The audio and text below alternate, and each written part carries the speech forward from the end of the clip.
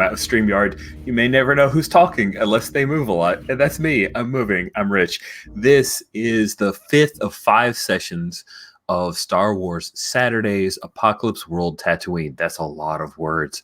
So let me break it down. Star Wars Saturdays is a series that I run on Saturdays for the Gauntlet community. And every month I pick out a different RPG. And we play that tabletop RPG for the month. It's an anthology series. We often have recurring characters, as you may hear while we go through the introduction of who's playing with us. But it's not a requirement, so new folks are welcome because they help to contribute to the tapestry that is our expanded universe of Star Wars. So this is taking place during the Return of the Jedi timeline. So that's the third in the original trilogy. It's right in the middle of it. Jabba is dead, murdered by rebellion forces, by Princess Leia nonetheless, with Chain. And we're on Tatooine playing a game called Apocalypse World. Apocalypse World is one of my favorite tabletop RPGs. It's from Vincent and McGay Baker. And Apocalypse World is kind of Mad Max Fury Road of the RPG. It works pretty darn well in Star Wars if you just change a few things from like shotgun to blaster rifle. It works just fine. So we have 5 players that are with us. All of them have been in previous sessions. And I'm going to go around the horn and have everybody introduce their character. Then we'll do a quick reminder of where we are. I've got a love letter that I wrote to just one player. Other people don't feel jealous. And then we will jump right into the action. So let me start with Bethany. Good morning. I hope you're well. And please remind us of your character. Good morning. I am well. I hope everyone else is too. And I'm playing Sundown, the Brainer, who uses, rather than the psychic maelstrom, uses the Force. At the moment, she was busy instigating a fight between a bounty hunter and, 2 bounty hunters, I think, right? Something like that. Anyway. A bounty hunter and a bounty. That's right. Yes. The Wookiee was not a bounty hunter. Yes, indeed. And that fight has ended because one of them lost an arm in Star Wars fashion. Because I cannot help but follow the tropes. Stephen, good morning, my friend. How are you doing? And remind us of your character. Good morning. I'm playing Tebby. Tebby is a Lepin, which is a bunny humanoid. Has ears and all that kind of stuff. I kind of wish I could show you the picture. And I am a driver. I'm the driver playbook. So I have a speeder bike, and I've been hired to take some cargo to Mos Eisley and return with the spoils. Oh, there we go. Yes. Yes, indeed. And you have secured that cargo from Watto. Everything's loaded up on the hover pads that you are trailing behind your lovely speeder bike.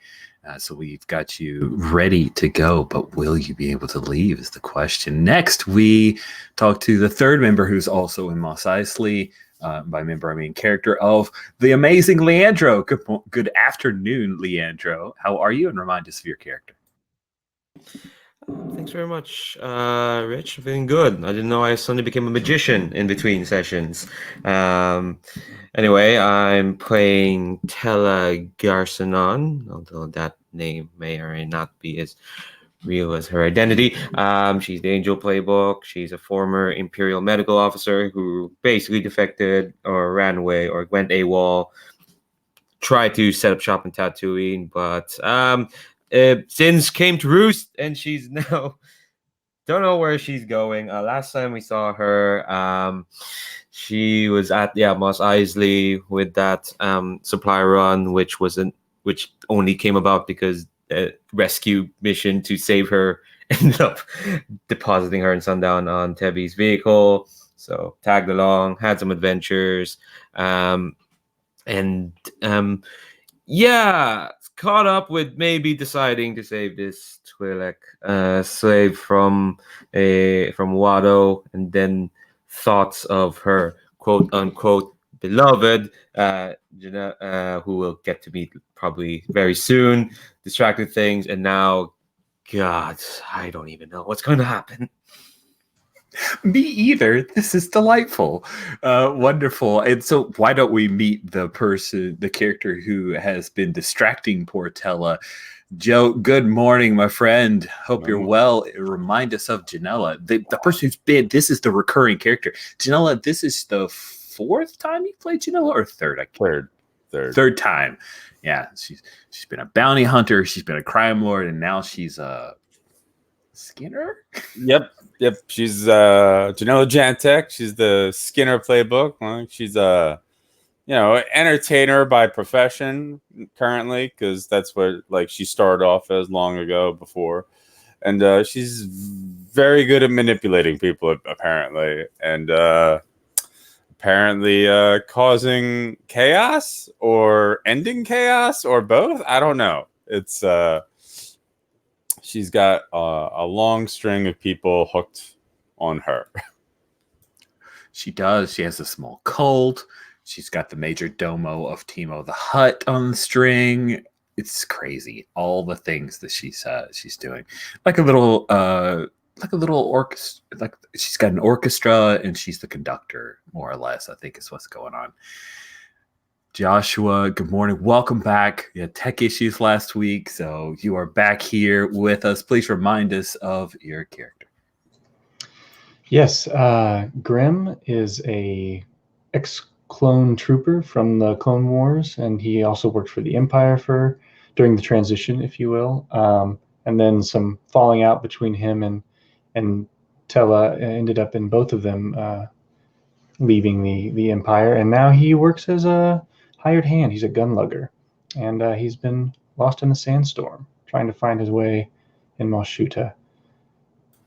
That's right. Mm-hmm. Cool. So let me direct your attention, friends, in the Character Keeper to Session 5 map, where I've hastily scribbled what I thought might be a fun little introductory or love letter. Just as a reminder here, and this is also present on our Roll for Your Party, is a breakdown of Mos Shuta, our hardhold.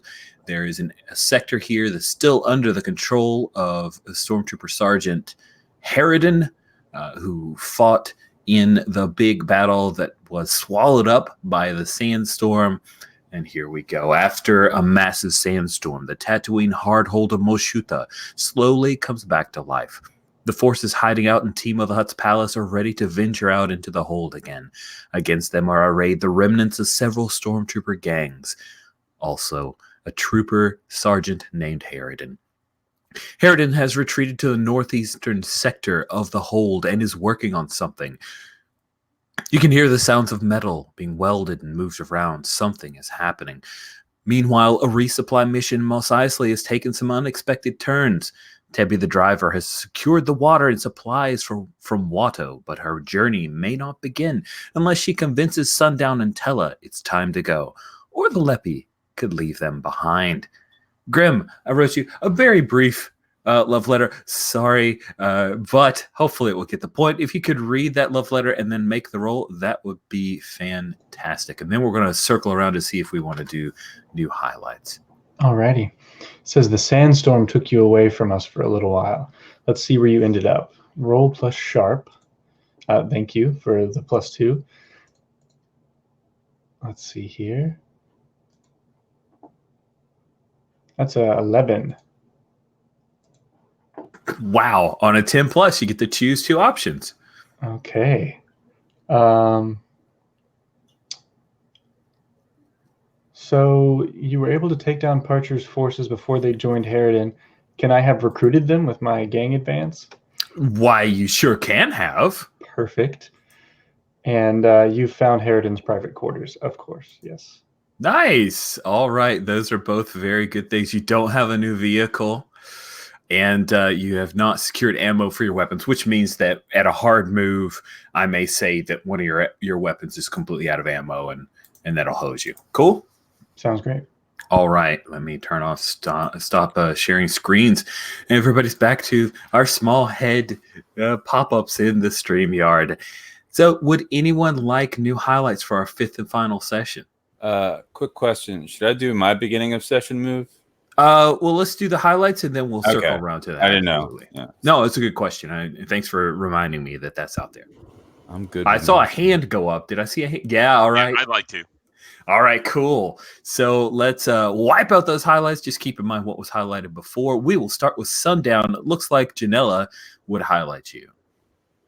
What? All right.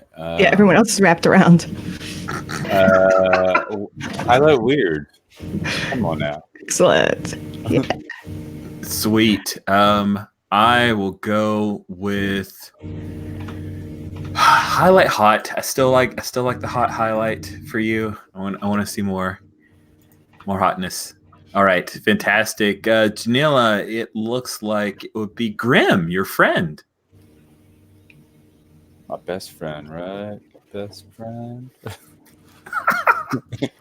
You cannot manipulate or seduce another player. Actually, you technically probably could. I mean, it's the last session, so I'm gonna highlight hard. Oh man, that's amazing. I'm gonna highlight weird because I know that Joe will roll it if I highlight it, and it's always so good when he does.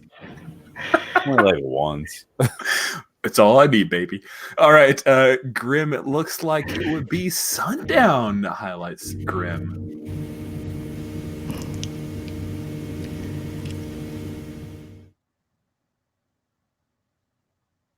Oh, Bethany, you're going to be highlighting Grim.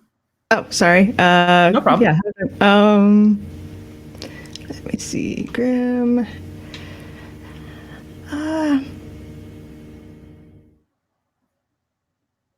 I want to see Grim be sharp, I think. Cool. I want Grim to be hot. Yes. Manipulate people and fail with your -2. I love it. It's great. Tella. It looks like Janila would be highlighting you. Yeah, everyone's wrapped back around as well, including Tebby somehow. That's what happens when people get hurt. Let's see. I guess sharp. Hell yeah. All right, and hard as well. CB hard. You may actually need that. So sharp and hard for Tella, and then last and shortest and cutest is Tebby. And it looks like Sundown highlights you. Oh, I clicked over to unmute, and I am already unmuted. Perfect.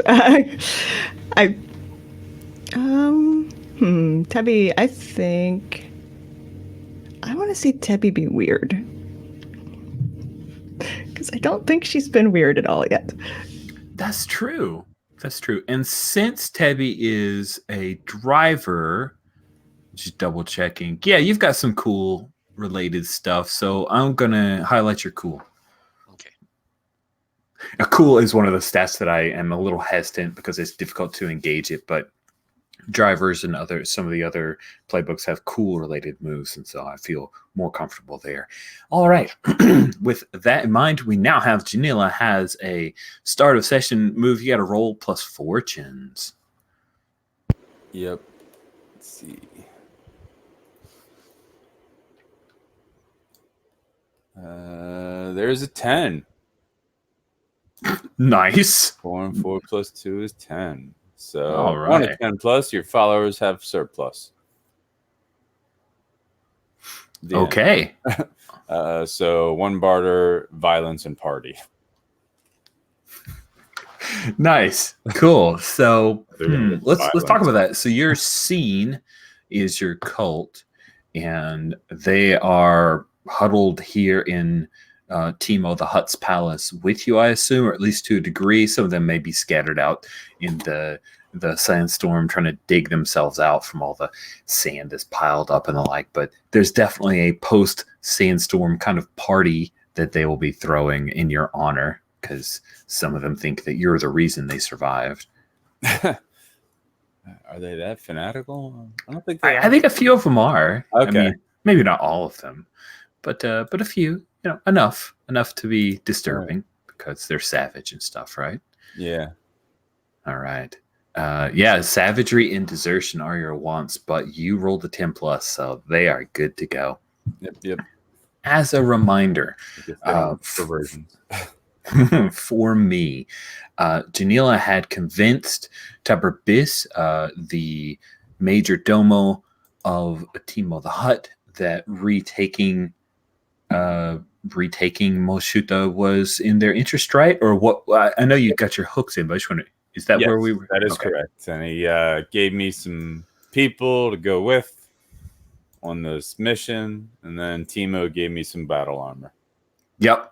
Okay. Yes, he had a gift to give you, and he gave you Mandalorian battle armor that's cut to look sexy, because I've seen pictures of a Vizsla who did look quite good in her armor. So it's a thing that can happen. It's canon, guys. Of course, then again, expanded universe. Pretty much everything's canon at some point if you read enough books and online stories. So that's not really much of an excuse. And Disney did say it's all gone. Anyway, he pulled it out of a Sarlacc pit. Oh my God, that is so good. I did not even see that until right now. That is the best. Yeah, he's repainted it, but yeah, it might smell like Fett. All right. Oh, actually, in one expanded universe, Boba Fett survived, but that's not canon. So, thanks Disney, you saved us from that one, and the a bunch of other things. We are going to start off with Grim. Now, Grim, you have found where Harridan is holed up, and so originally, when you were working for him, he was working out of Warehouse Auric, which is in the far eastern corner of Moshuta, right by landing bay, or the landing bay near the anti-aircraft guns. It was a very secure position. After all that went down, just during and before the sandstorm, because Rourke, his second in command, was taken out, he has actually moved to Acevedo's weapons. And so that shop is actually right near the water tower. By the way, I don't know if you guys could tell from my crappy photoshopping skills, but the water tower is now looks like sand because it's destroyed.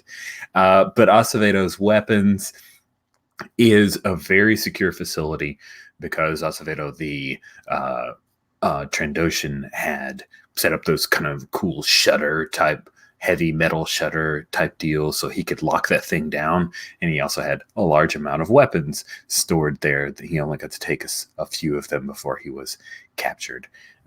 And that is where Harridan is. So in one way, it's chancy, because he's right, like he's at the very edge of Harridan's domain where troopers are patrolling. But on the other hand, it's a nice, very secure location, unless someone happens to have gigantic weapons like you do. So as we pick up Grim, I think it would be cool if you and the gang that you have. So talk to me a little bit about what you had in mind for your gang. Like, how did you recruit them? Is it advanced? So we're not going to make it to a roll, because I don't want you to fail for the advance that you've taken. But tell me a little bit about what happened during the sandstorm for you, and how you recruited Parcher's squad. Yeah, I think I just went around kind of picking these like scared, leaderless troopers off the street and convincing them to join me just temporarily to, like, as an Imperial trooper, they've been disciplined to have a strong leader. So my goal is to like return order, probably with some rhetoric of, this is what the Empire would want you to do in the short term anyway. Harridan's gone off the reservation. It's time to bring him back, kind of thing. Cool. So the stormtroopers fell in line, and now they serve as part of your gang. Um, Several of them no longer have helmets. They've got piecemeal armor because now there's no way for them to replace pieces that get slagged or blown off. And so, yeah, you guys are looking kind of hard scrabble and rough. And we'll say that Corporal Rum, who is serving on Harridan's team, he got word back to you through other members of Parcher's squad, now your squad, to be Grimm's squad. He got word to you where Harridan is located with the understanding that, like, hey, I'm on your side, because Rum is always playing one side on the other to keep his own butt safe. And let's say that you guys happen to be near the entrance to Timo's palace. Maybe you've secured those barracks and you're double checking all of your weapons and the like, and that's where you notice that you are running short on ammo. The ammo counts on some of your weapons are low, and that's when the doors to Timo's palace opens up, and Janila, with her scene, as well as a number of Gamorreans and that stinky Weequay, start to make their way out of Timo's palace. So Janila, you see Grimm. He has survived. You see, Sweet. Perhaps he's done well because there are a number of stormtroopers in piecemeal armor who are hanging around him and seem to be looking to him as if he is some kind of leader. What do you do? I will rush up and hug him because, like, oh shit, you're or Flark or whatever our Shuta Star Wars expletive.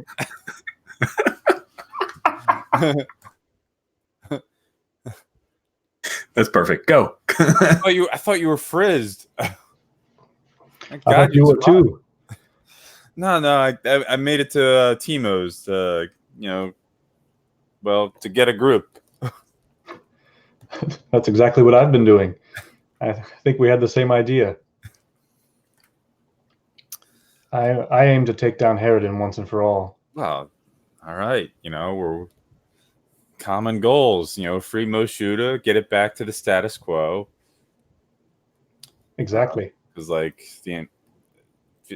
from what I hear, like the Empire is just like running around with their head cut off. Like there hasn't been like no responses for reinforcements anywhere on Tatooine. Oh, really? Yeah. Like, I heard Mos Eisley's basically screwed too. So, like, for their garrisons. Well, that's good news for us. Maybe we can get Harridan to surrender. I mean, I don't know. This is how deep into the mindset is he? You've worked with him more, right? I think he's reckless, but I don't know what's really driving him. Petty power plays, maybe. I don't know.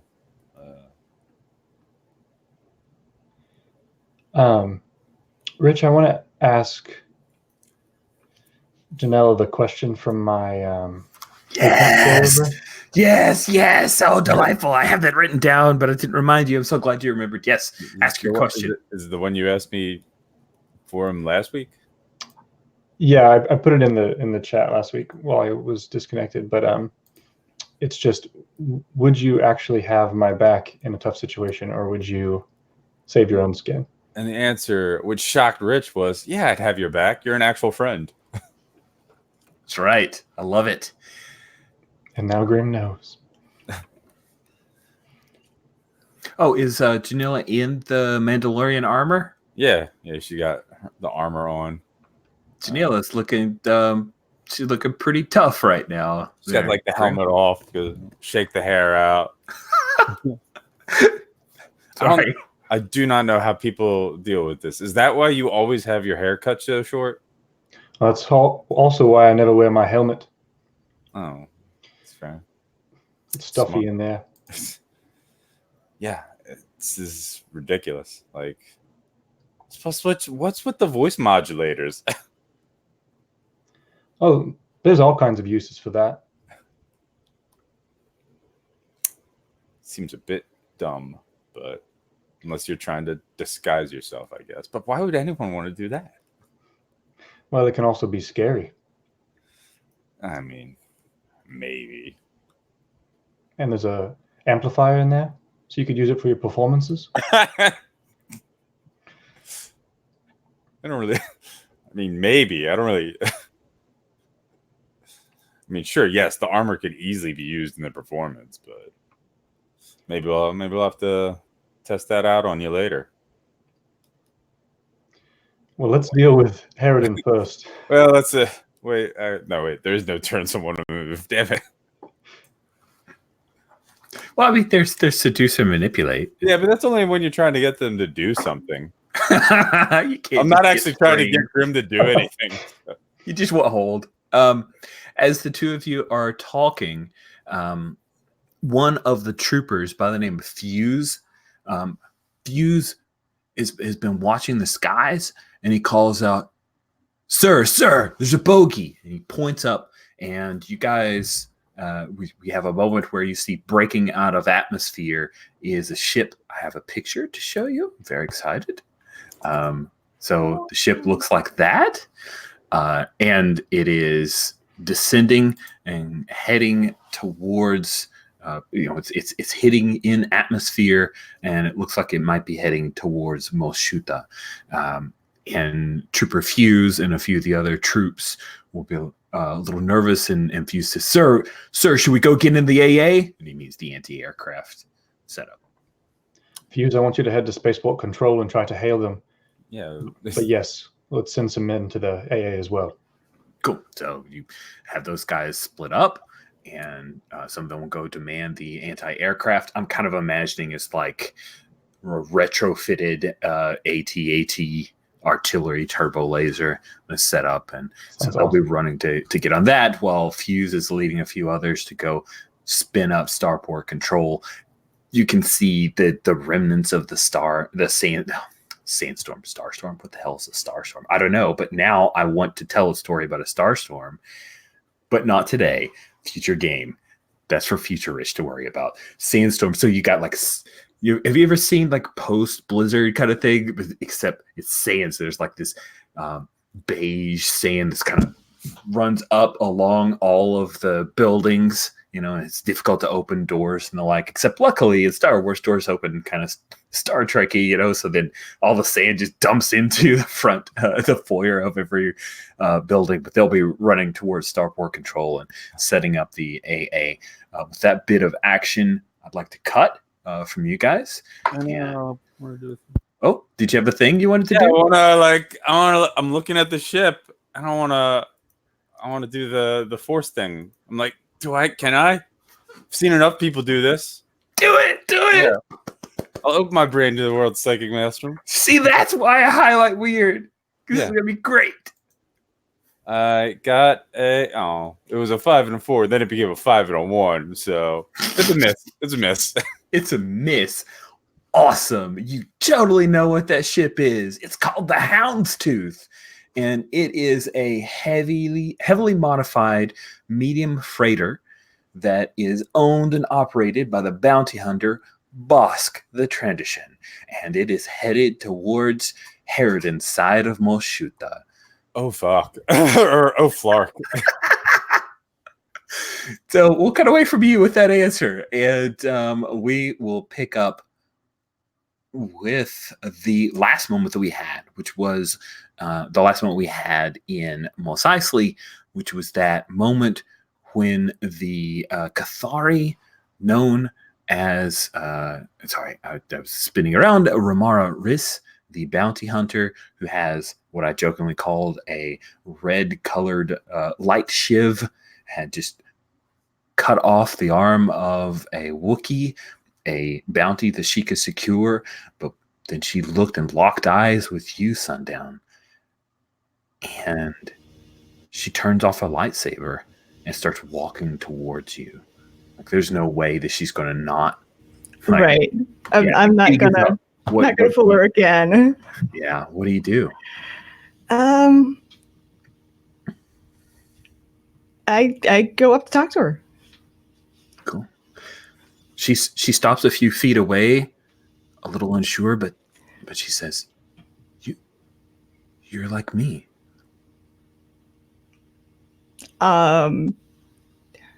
Yeah, in exactly one way. Yeah, she glances and notices you're a Twi'lek, and of course, there are many other differences. I am Ramara. What are you called? Sundown. At least that's the. I actually forgot the name of the like standard language, but Oh, basic. They just call basic. it Yeah, that's right. Yeah, yeah. At least that's what it translates into in basic. How long have you known about this power? She starts stepping a little closer. I've never not had it. It took me a while to find out what it was. Apparently, it's some very minor force sensitivity, but I started hearing it when I came here to Tatooine. Do you hear voices? I hear voices. voices. Not unless I'm trying to. What voices? What voices do you hear? She pulls out the haft of her little baby lightsaber and holds it open. Doesn't offer it to you, just more like, I'm not drawing a weapon on you gesture, and says, it told me about this and says there's more. A mask, a twin, or a big brother of this, a larger one. You don't hear it? I thought you might. No. She closes her hand, or her clawed hand around the lightsaber and places it back on her. It told you where to find that? Yes. It was in some old wreckage, hidden away in a secret compartment. There's more. I guess it's just for me then. Yeah, I think so, but watch who sees you using that. Yes, I've heard of lightsabers, but I've never seen one before. Yeah. I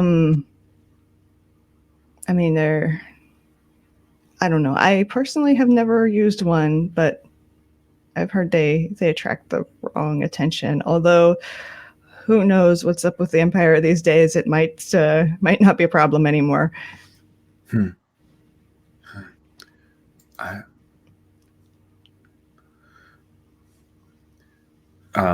She quickly pulls out her comm unit and says, "This is my comm unit," and she shows you, and you can see the little readout. It's effectively like, here's my phone number. Right. Yeah.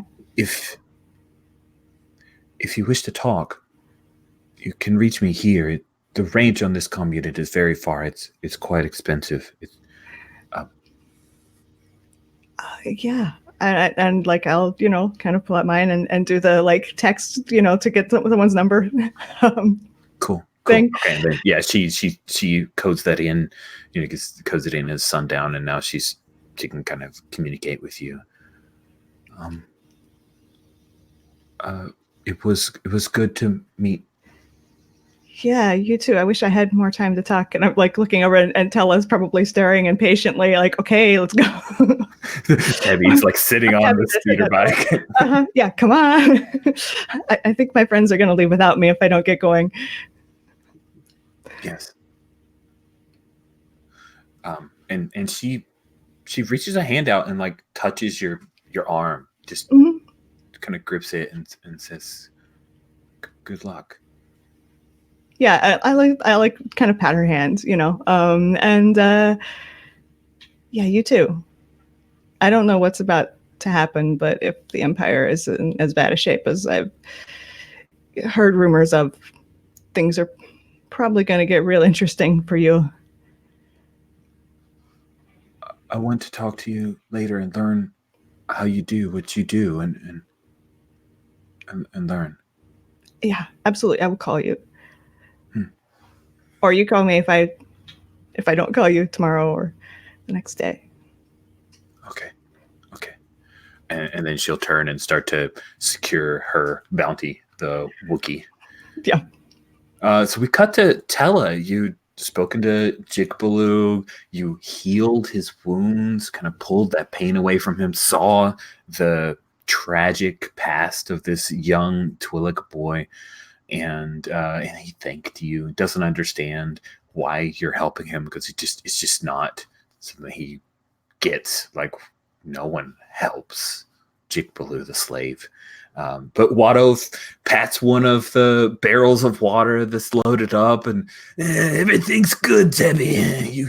You head on back to Moshuta. You make sure Timo knows a good trade. Ignore the HBO 4 part. That was misunderstanding.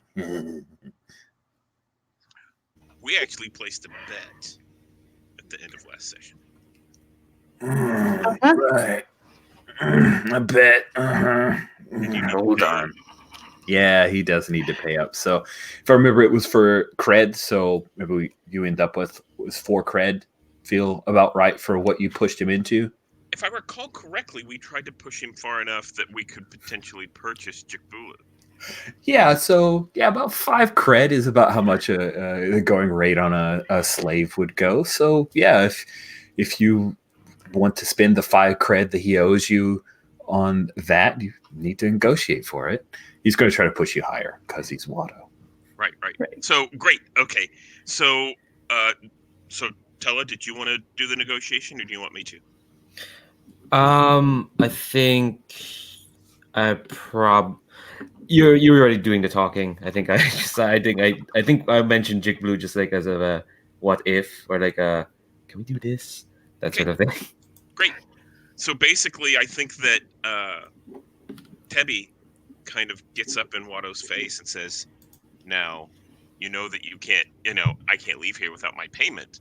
And I look around at some of the rusted stuff he has, and I'm like, I'm not sure any of this is worth it, especially with the HBO 4 incident.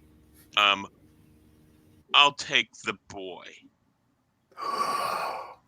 Oh, this child is very valuable to me. And look at all the work he does. He works from sun to sun.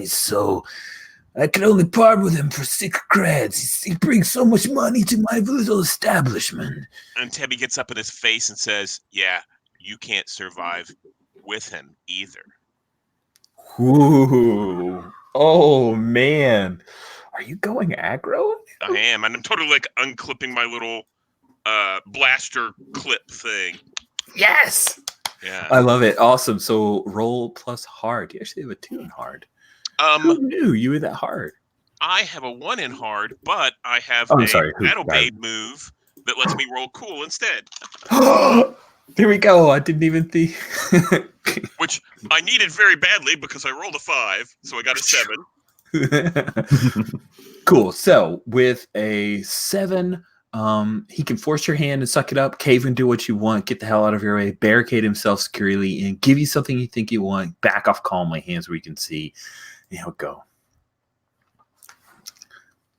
Okay, you got me 5 cred. It's because I like you. And he reaches out and he pets you. He starts to pet your ear, then he realizes the blaster and he doesn't pet your ear. And then he says, boy, you've got a new owner. Go to the Leppy. And Jikbaloo looks up. He doesn't. And he starts to walk and he takes the end of his chain. And he hands it to you, to either of you. Like, just he holds it out. Who will take my chain now? I think that Tebby hands it to Tella, and then leans over to Watto and says, "We need the key, and we need the charge deactivated, or give me control." Of course, I'll turn it over to you. And he keys in a little sequence on his pad, and he hands you where you kind of have the other end of this, and he says, you turn it here, you can add a little pain. I usually only take it up to 4. It goes all the way to 10 if you need it. And he hands it to you. I think he kind of, Tebby kind of shoulders him a little bit as she goes in, to kind of knock him off kilter, and says, "Fine." Grabs the control, and then hops on the speeder bike and says, "It's time to go." Yeah, I think I kind of like, as soon as like probably we're at the speeder bike and away from Wado, I like immediately just take the chains off Chick Boo and kind of like tell him to like scrunch up. Oh dear. Scrunch up near from the water bottle. So I just talk to Tebby for a bit and just say like, well, I owe you a big one. I don't think anyone owes anything here. We were all kids at some point, and this isn't right. We all know that. And I think if everyone's okay, it's time to leave, and I'm going to head off. But as I spin off on the speeder bike, I'm going to throw up some sand in Watto's face.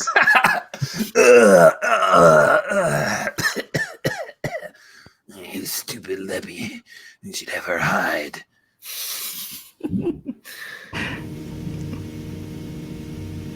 Cool. Yeah, get on the speeder bike. Yeah, so sundown. By the way, it looks like Tebby is leaving. She's evidently traded for her very own Twi'lek. What do you know? Isn't that awesome? Do you head off with them? Oh yeah. I was in full agreement with this scheme, although I'm maybe having second thoughts about like, oh, we're gonna just take a little kid into a war zone. What the hell? Why not? It's not that much worse than being here, apparently. So it worked for me. It's fine. Yeah, it's true. It totally worked for Tebby. Awesome. So you guys find your way. I imagine that at least half of you are going to be like on the things that are being carried by the speeder biker. Really, Tebby can only carry one passenger up front before things get super unwieldy. So we have this kind of cool moment of Mos Eisley in the distance, and we see the speeder bike coming up, and we see the face of the battle droid, still the hood ornament on top of Tebby's badass or Bad Sheb's speeder bike. And as you guys are riding sundown, I think that Jik Baloo, like, and I'm not sure if you're aware, but like the Twi'lek have a whole separate language that they could use to communicate with their Leku, which are the brain tails. He's like 9, so he should be completely fluent in it. Mm-hmm. But it's broken. Like, it's like broken English. It's like if Rich tried to talk Spanish, but he tries to introduce himself to you, and he's like, "Name Jik Baloo." Name? Yeah. Yeah. I'll just and I'll like sign back to him, and kind of politely pretend not to notice that he like really doesn't speak this language well. Hey, maybe nobody was around to teach him. But I'm not gonna humiliate him about it. Cool. And he keeps rubbing his wrists, and you can see the healed, but still, where the skin is a slightly different color from the scars of having that for so long. And he keeps looking around because you guys are zipping along at 150 kilometers per hour. He seems terrified but afraid to also show it. So it's a thing where he just kind of clutches onto one of the water barrels that he's sitting on as everybody's riding around. And then he looks over to you, Tella. Tella, I assume, are you on the back of the speeder? Yeah, I think I'm just kind of like watching. I saw the wiggling happening. So I'm just watching that, trying to keep a neutral face on. Cool. Yeah. Anything that you do when Jik Baloo looks up at you, you can see that he's a little fearful but trying to hide it. He's definitely never traveled like this. I think Tella probably treated a lot of hardened criminals or adults and whatnot. Not really work with children much. You don't see much children in the Imperial military. I think what she does is she kind of awkwardly reaches forward and kind of pats him in the knee as if to try there, but she doesn't know how to express that, so she just kind of like pats her leg. Yeah, this is good, right? Yeah, okay, all right. This is comforting, I think. I think I just signed to him, like, get down in between the barrels and hold on. Oh, okay. And the pat on the knee, it surprises him, but it seems like maybe it helped. And then Sundown says, "Hey, get down between the barrels," and he nods and he's kind of scrunches down between the barrels, and that level of protection seems to help him out a little bit. So, Tebi, as you are headed towards Moshuta, you see a freighter up in the sky coming down towards Moshuta. It is a large, it's medium class freighter, which is pretty big. Like it's a little bigger than Millennium Falcon, kind of for scale, an idea. And you see that it's heading down pretty hard and is heavily armed. What do you do? So how far away are we from Moshuta? I imagine that without a sandstorm, you can reach Moshuta pretty quickly as long as you open it up.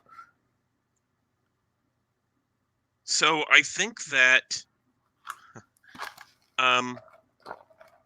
so I think that rather than go in with, well, no, I was like, I'm dropping the supplies. I'm gonna head off, but I was like, that's probably a bad idea. Timo the Hutt wouldn't like it if I showed up without the cargo. So I think I'm just gonna pour it on and take the risk of, having this weight behind me. So, is there a move that's good for?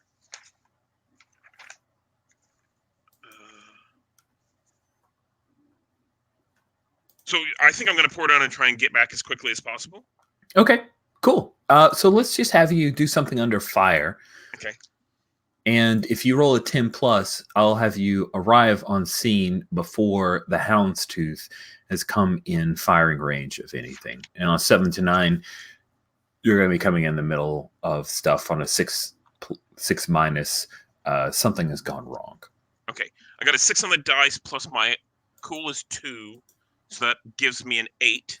So it's a middle result. Okay, cool. So you'll be arriving about the time that we see what's going on with Grimm's forces trying to either repel or at least damage the houndstooth as it lands. So I was looking through the moves for this and really feel like it's the closest thing I see, because you're not standing over watch for an ally. You're not really keeping an eye out because you know what's up.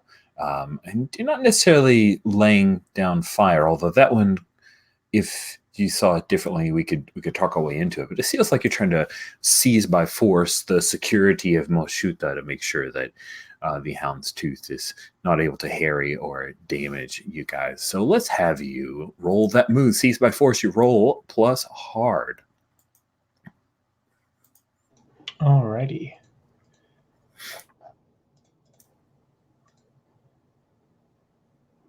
Eight. That's an 8.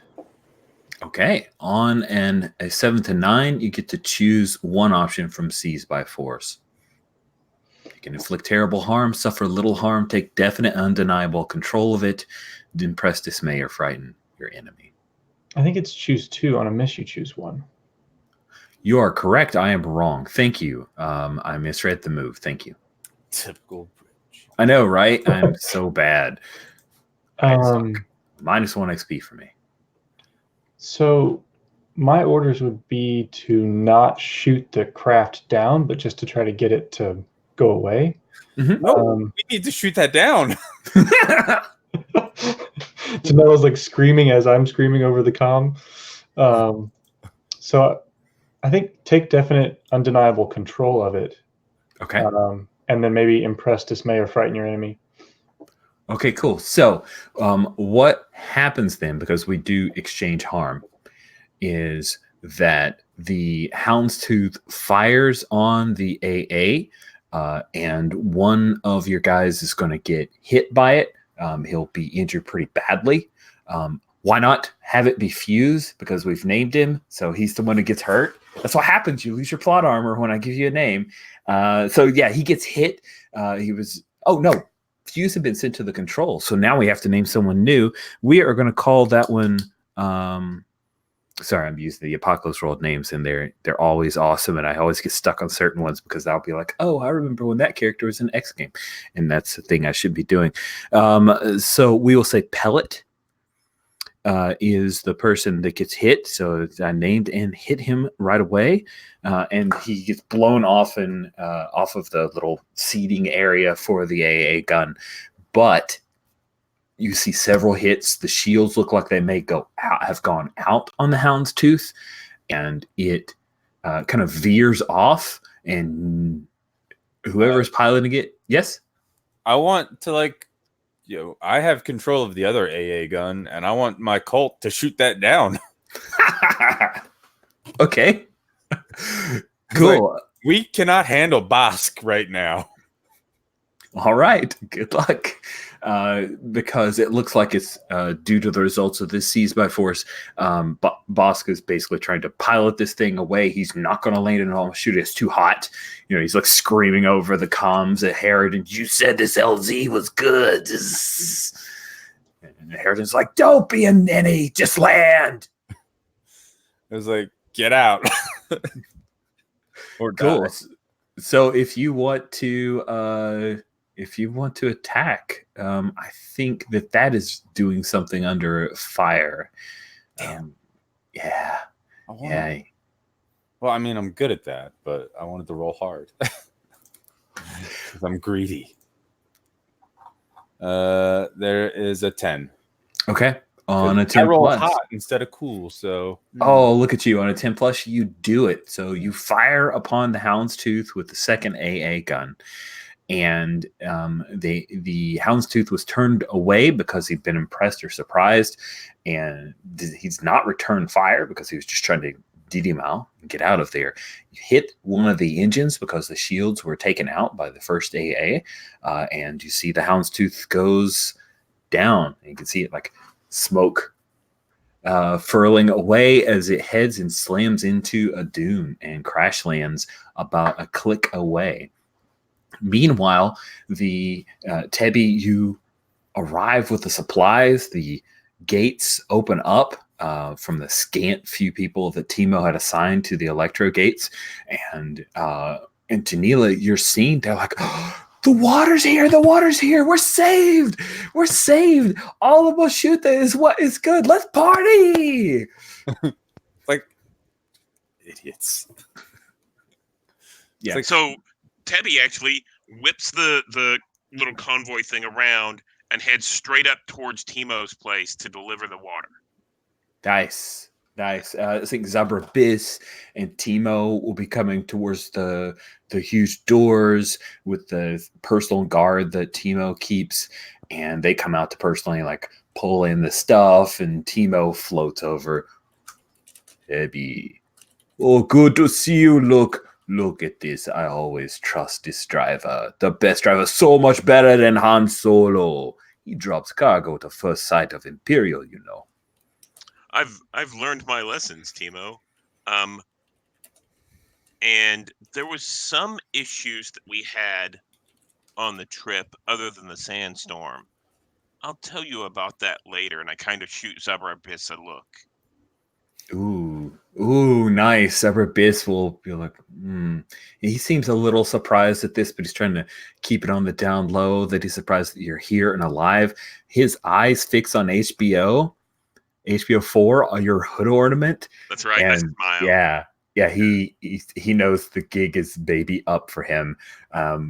So yeah, I think what he does is, while everything's being offloaded, there's a moment where he's going to reach out to calm with Janila.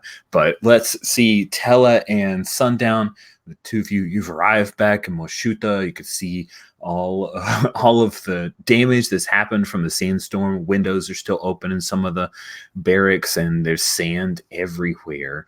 So Tella, what are you doing once you arrive? I think I see all this and it's just Christ. Oh wait, no, Christ doesn't exist in this universe. So, Force. Force. Yeah, there we go. Yeah, I think as we're kind of pulling up and Tebby's talking to the major domo, I kind of like look at Sundown and I take like Chick Blue's hand and it's like, I'm taking him to a safe place. I'm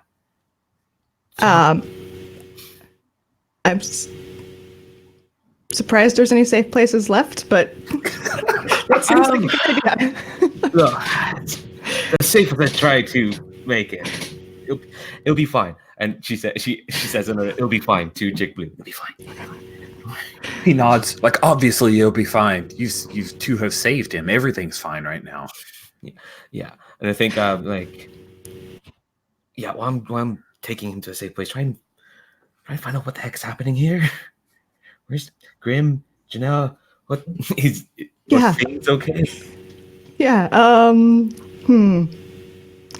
much faster way to do that would be to just open my brain. Faster and definitely more reliable. That is exactly what we should do. The most expedient method. And you have a +2, so you get pretty good info normally. Yeah. I guess I have to reopen the... What am I missing? Oh, the roll for your party. Adequately logical dinosaur. You'd think I would remember that, since we've used the same one. But... All right, I see yellow 4 and a 1. Let's see what those end up being when you reroll. Now a 6 and a 1. It's a 9. Yep. If only it had helped, but that's okay. 7 to 9 still not a fail. Okay, so what you wanted to know is what's going on with Moshuta? Yep. Cool. Can someone help? If you want. Yeah, I mean, if you could come up with a way that you would help, Yeah, that's what I'm trying to figure out. I'm like, I want to help. I've been testing around trying to feel out in the force, but yeah. Did you want help? Because I can figure out a way for Tella to do it. She's been doing some weird force stuff. Yeah, same. So I'm fine with the 9, but if you think it'd be interesting for Tella to try to use force stuff or Janella, I'm not sure how she would help, but I would love to help you. I have 0 HX with you though, but that'll be fun. Yeah, I think actually it'd be better if I help because I took a move that lets me roll sharp instead of HX. Oh, cool. That's helptastic. Yeah, so I think I've seen Sundown do their force stuff enough, and I've been reluctantly tapping to whatever force stuff that I'm learning on the side, learning from certain lieutenants, and yeah, I think I'll just like, oh yeah, no, I know what Sundown's doing. I think kind of like, I think I kind of like, instead of like just, I'm opening my mind as well, but I'm kind of like adding my brain power to theirs. Cool. Yeah, because that's what the healing stuff is kind of doing. So, all right. I think this is when I finally noticed that, Tella is using the force. Yeah, along with you knowing what she's done. Yeah, that's a 9. So get a +1. There we go. That pushes you to a 10. First, you discover that yes, Tella has at least some middling grasp of the force. That she may access it differently from you, like has a different flavor to it. Right. But you feel as if you're kind of looking out. She helps to focus the lens of what you see. And the things that you see with a 10+, I give you good detail. First, you sense that the assistants, Yara and Damani, are headed this way because they have heard that Tella has returned. And so they're excited and pleased to see their boss again. And the other things that you notice is that Zabra Bis, he knows that he's been discovered, and he is going to try to get Janila to kill Timo the Hutt and take over. That's his plan for him trying to circumvent away from Tebby's anger. You also sense that Harridan has right now is receiving the information that Bosk is calling it off, like this is too hot. You told me this was easy, and so Harridan is now looking over this very large, ancient bomb. Great. And he's sitting in Aceveto's shop. So it's, it's evidently something that Acevedo had collected a long time ago. So that's what you get. Things are awesome here. Tell us, since you helped, you get a taste of that as well. You're in it, right? You would have been there for bad stuff, so you get some of that vision as well. Ooh. Ooh. Well, I'm quite concerned. I think I kind of like Stella, you're here! Megamorians come running up. Yeah, I don't know. I don't know how to react to that. I don't think I'm used to people being happy to see me. I don't know. Did they come to hug me? And Or now you have a little kid hiding behind you. Damani, the younger sister, she's a hugger. Yeah, so she comes up and she kind of does the hug and pick you up hug thing, and Yara just nods. Many injuries, lots of people hurt. Clinic, lots of business. Med bay, not so good. Clinic's good. I'm glad to hear that. Can you put me down? I'm a bit wounded as well. And my eye is still kind of messed up. I'm still on 6 o'clock. Did I break your eye? Damani asks, all scared as she puts you down. No. It's the Imperials. It's fine. It's fine. Oh, it's fine. I thought I squeezed so hard that your stuff came out of your eye. No, it's fine. It's fine. It's so I'm glad the two of you are okay. I'm sorry you haven't been around Imperial stuff. Your clinic's okay. Clinic good. We put band-aids on things. Okay. All right. Sounds like I need to pay a visit. Oh, by the way, we've got a new. You might be getting a new apprentice. Hey, and I think I kind of turned to Chick Blue and say, very awkward, like, Chick Blue, this is Damani, Yara. Damani, Yara, this is Chick Blue. Kind of picked him up at Mos Eisley. He needs a bit of help. I'm taking him back to the clinic. Yeah, I hope me being gone hasn't been too much of a hassle for the two of you. Back for good? Back for good? Yara asked. Yeah, I'm back for good. I don't think I'm planning on leaving anytime soon. Damani reaches down and kind of picks up Chick Blue and then puts him on her shoulder, and they start walking back towards the clinic. And yeah. He looks back at you like, is this the thing that happens now? Yeah, I tried to shoot him a smile, but I've forgotten how to do that. I think when Tella said, yeah, I think when Tella said I'll be back for good, even she's kind of shocked when she said that. So she's like, she has a very surprised look on his face, like, wait, did I just say that? Nice. Wait, commitment? What? Commitment? What? What is this? Yeah, I think I'm motioned to go with them to the clinic, but first I can turn back to Sundown and be like, so yeah, find Grim, then make sure this place doesn't blow up. Cool. Yeah, you can see that Grim is currently with Janila and a large amount of forces, including some ex-stormtroopers. You know that Grim and I don't have a history of making sure things don't blow up, right? Well, there's a first for everything. And I think I do see Janela, but I'm like, yeah. How's that? How's the reaction? Well, the last time I thought Janela, her, right? Oh, God damn it! Do you still have a hold? No, I don't. I do not. I'm just saying. Yeah, I thought you canonically, I think the last hold was used to mess you up at the very end there. Oh, okay, all right, okay. Yeah. I got you that XP. You didn't get it. Yeah, I see Janelle's like with her armor on. It's like no, I'm not gonna roll to act under fire. No. I think I have better things to do. I have to take care of a kid. Well, then I'll notice you. So I'm like, Janela in her armor, she looks kind of hot. I mean, I was.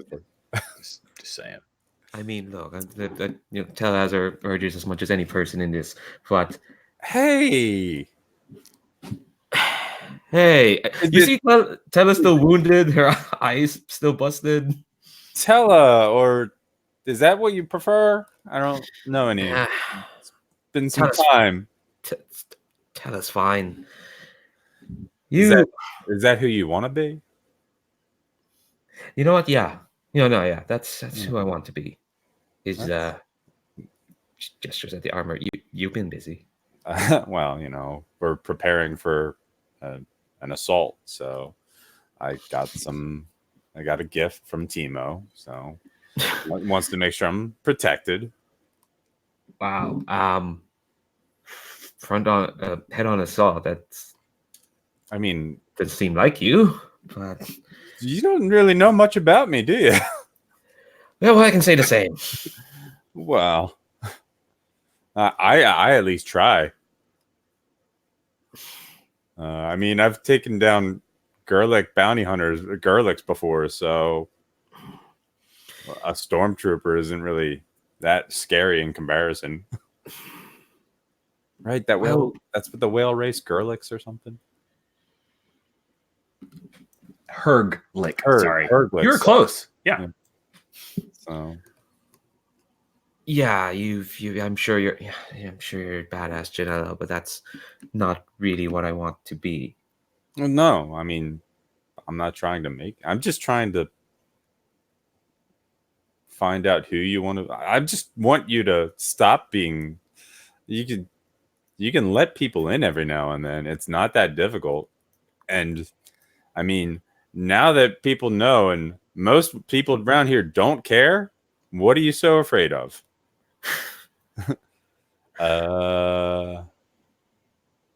I guess I'm trying to get her. I don't know if this is a seduce or manipulate, but I want her to open up. Yeah. I feel like it is. Do you object to that, Leandro? No. All right. So help me figure out how to react to this. Yeah. Awesome. Yeah, let's do that. All right.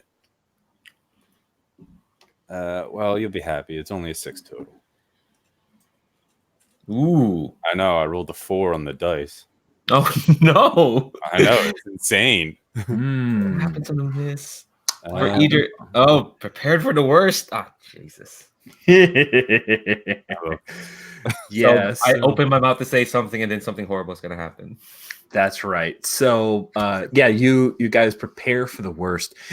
So, the two of you have your brief moment, and then several comms light up on the stormtrooper side, and we hear the voice of Staff Sergeant Harridan. He says, "This is Staff Sergeant Harridan. All Imperial forces, please evacuate Moshuta. We've decided to wipe it off of the map."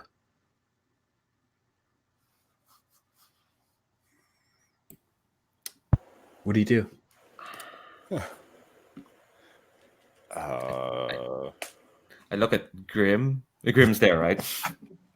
Yeah, Grim's all looking around. right over there. Like he's probably holding the dead pellet in his arms, or maybe just looking over him because he's a clone trooper. So these are stormtroopers. They're beneath him. What's that? I think Grim is yelling into the comm at this moment. Harridan, you cowardly bastard! Show yourself. We have something to discuss. I'm coming your way.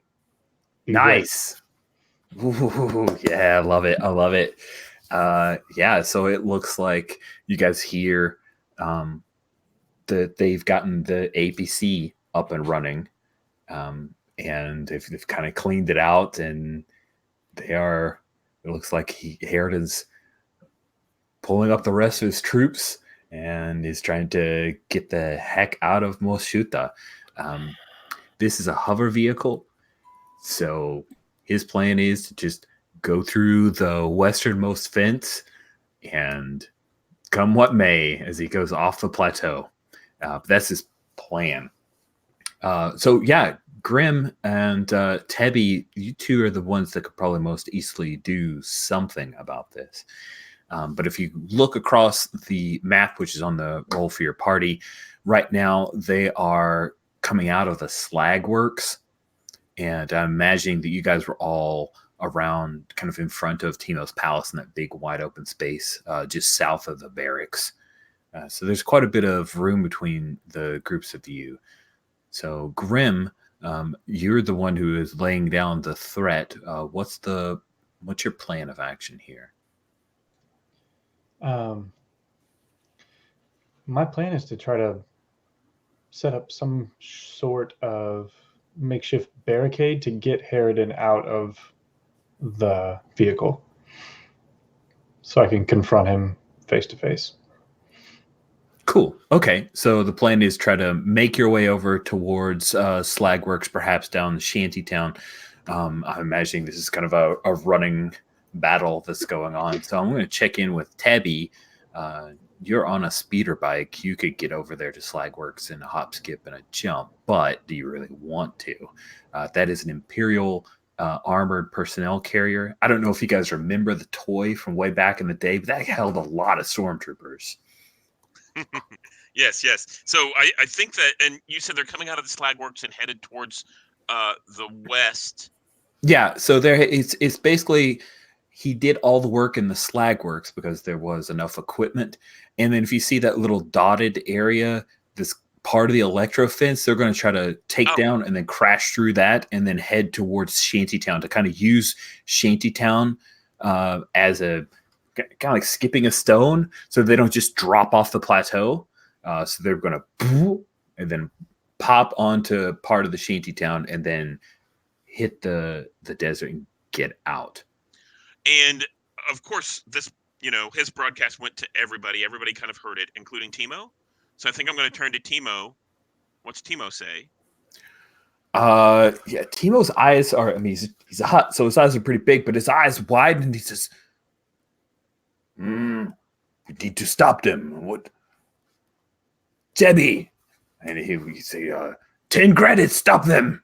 So I think that at that point, Teddy starts shouting orders, tells everyone, clear the cargo from the hover train that's there hooked up to her speeder bike. Yeah, sure. And that's no problem. Scrambles to move it off. They were in process, but it was kind of slow. And I turn to the soldier here and say, get your gang, get your troops on. And I'm going to hop on the speeder bike to zip everyone over as quickly as possible. So Grim and Teddy? Yeah, anyone who wants to come can jump on. Heck yeah. I also want to take a quick second to just go over to Sundown and say, put my arm on her shoulder and say, or their shoulder and say, I'm glad you're safe. And then I'll look to Tella and nod. Say, you look worse for wear, but I'm glad you're back too. Yeah, I'm glad I'm safe too, and that is going to change here in a couple minutes, I'm sure. And I'll get on the trailer. Nice. Sundown's in. What about Tella?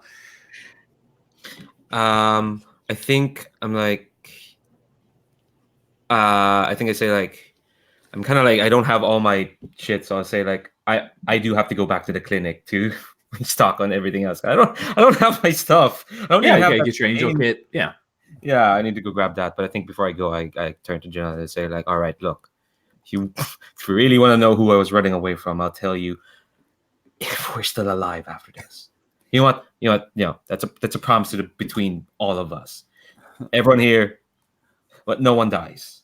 You have to make sure that happens. Is that cool? Sure. So Tebby turns to Tella and says, "I'll get you there faster," and kind of pushes Tella onto the thing. And I I think her plan is she's going I to know zip you. up by the medical center, Okay. and then she's, as fast as she can get there, she's going to go up by the medical center, stop, and then Tella can get off, and then she's going to rev it, and there's rubble where the water tower is, right? Yeah. Yeah. And I think so does Harridan's garrison kind of have like a fence or anything, or is that just a controlled area? They've thrown a bunch of debris and stuff, but in a speeder bike, you can easily just pop over it. That's not even a die roll. That's just a thing as a driver you can do easily. Oh, well, I think in this case, though, Tebby's going to basically gun it and use the rubble from the water tower to kind of do a jump Yes. into the slag works, right? And so yeah. That's Anyone awesome. who wanted to get off, you see her kind of revving it up, and anyone who wants to get off there at the medical center can get off. But otherwise, we're going over. Let's. I want to open my. How is he gonna turn this city into slag? So I want to try to open my mind. Yeah, I'd Figure love out what's going two on. of the 5 players know the answer, but neither have volunteered that information. It's adorable. I'm like, what? Like, so try to do this again. Yes, do this thing. Like, shouldn't we just defuse the bomb or whatever? I mean, it's a miss, of course, but I got a 7 minus 2, so. Oh, awesome! So 7 minus 2. Somebody wants to help me.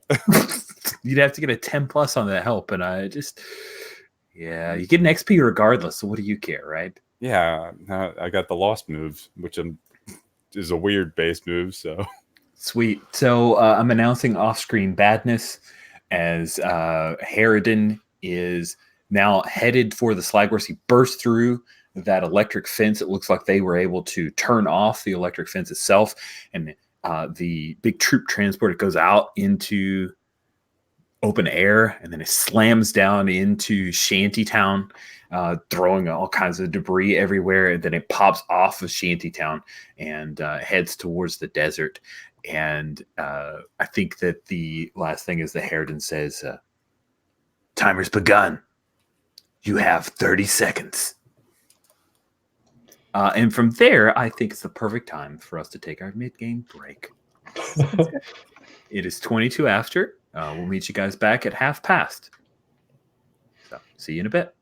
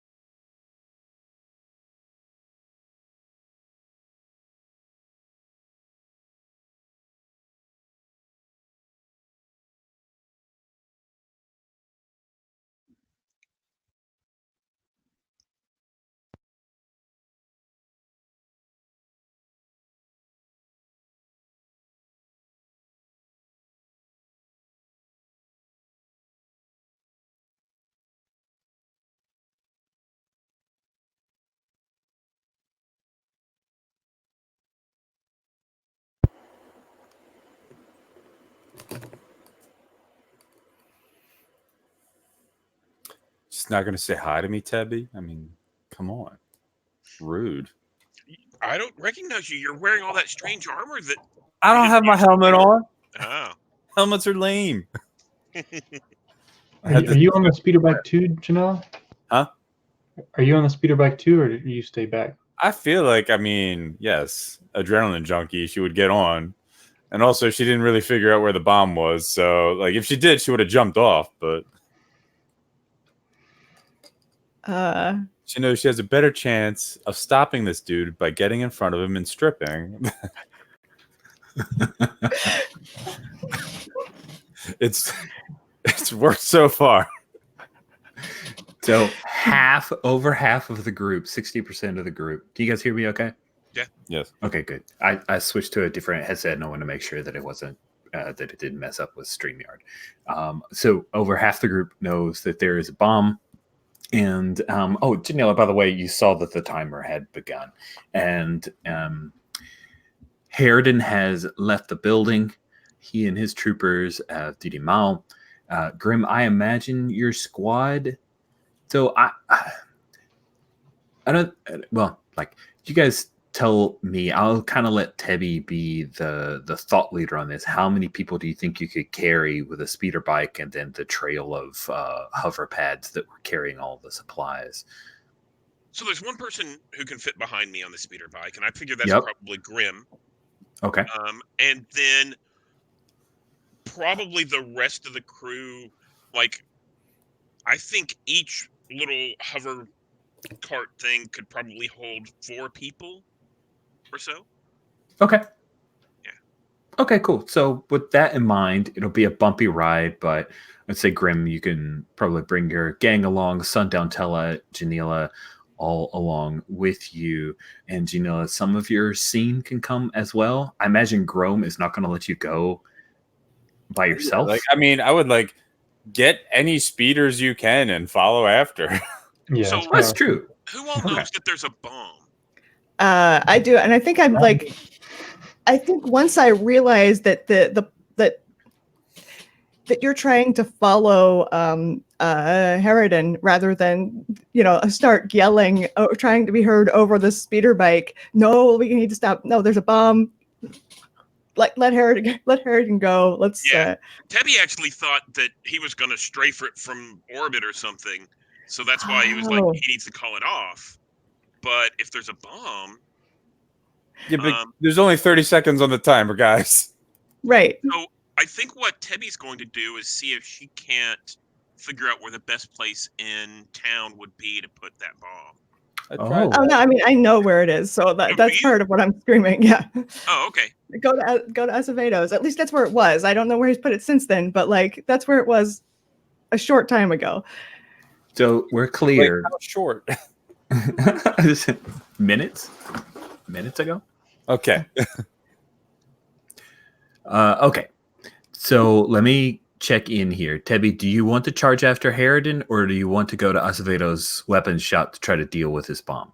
Once it was clear that there's a bomb at Acevedo's, that's where we need to go.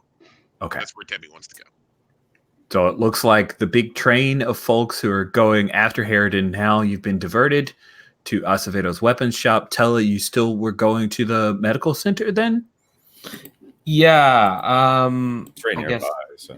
Yeah, it's quite nearby. It's not where my clinic is. That's on the other side of town. But I think that because it's closer to where Harridan's is, I would just say that. What's the name of the proprietor of that medical center? Dora La. Dora La.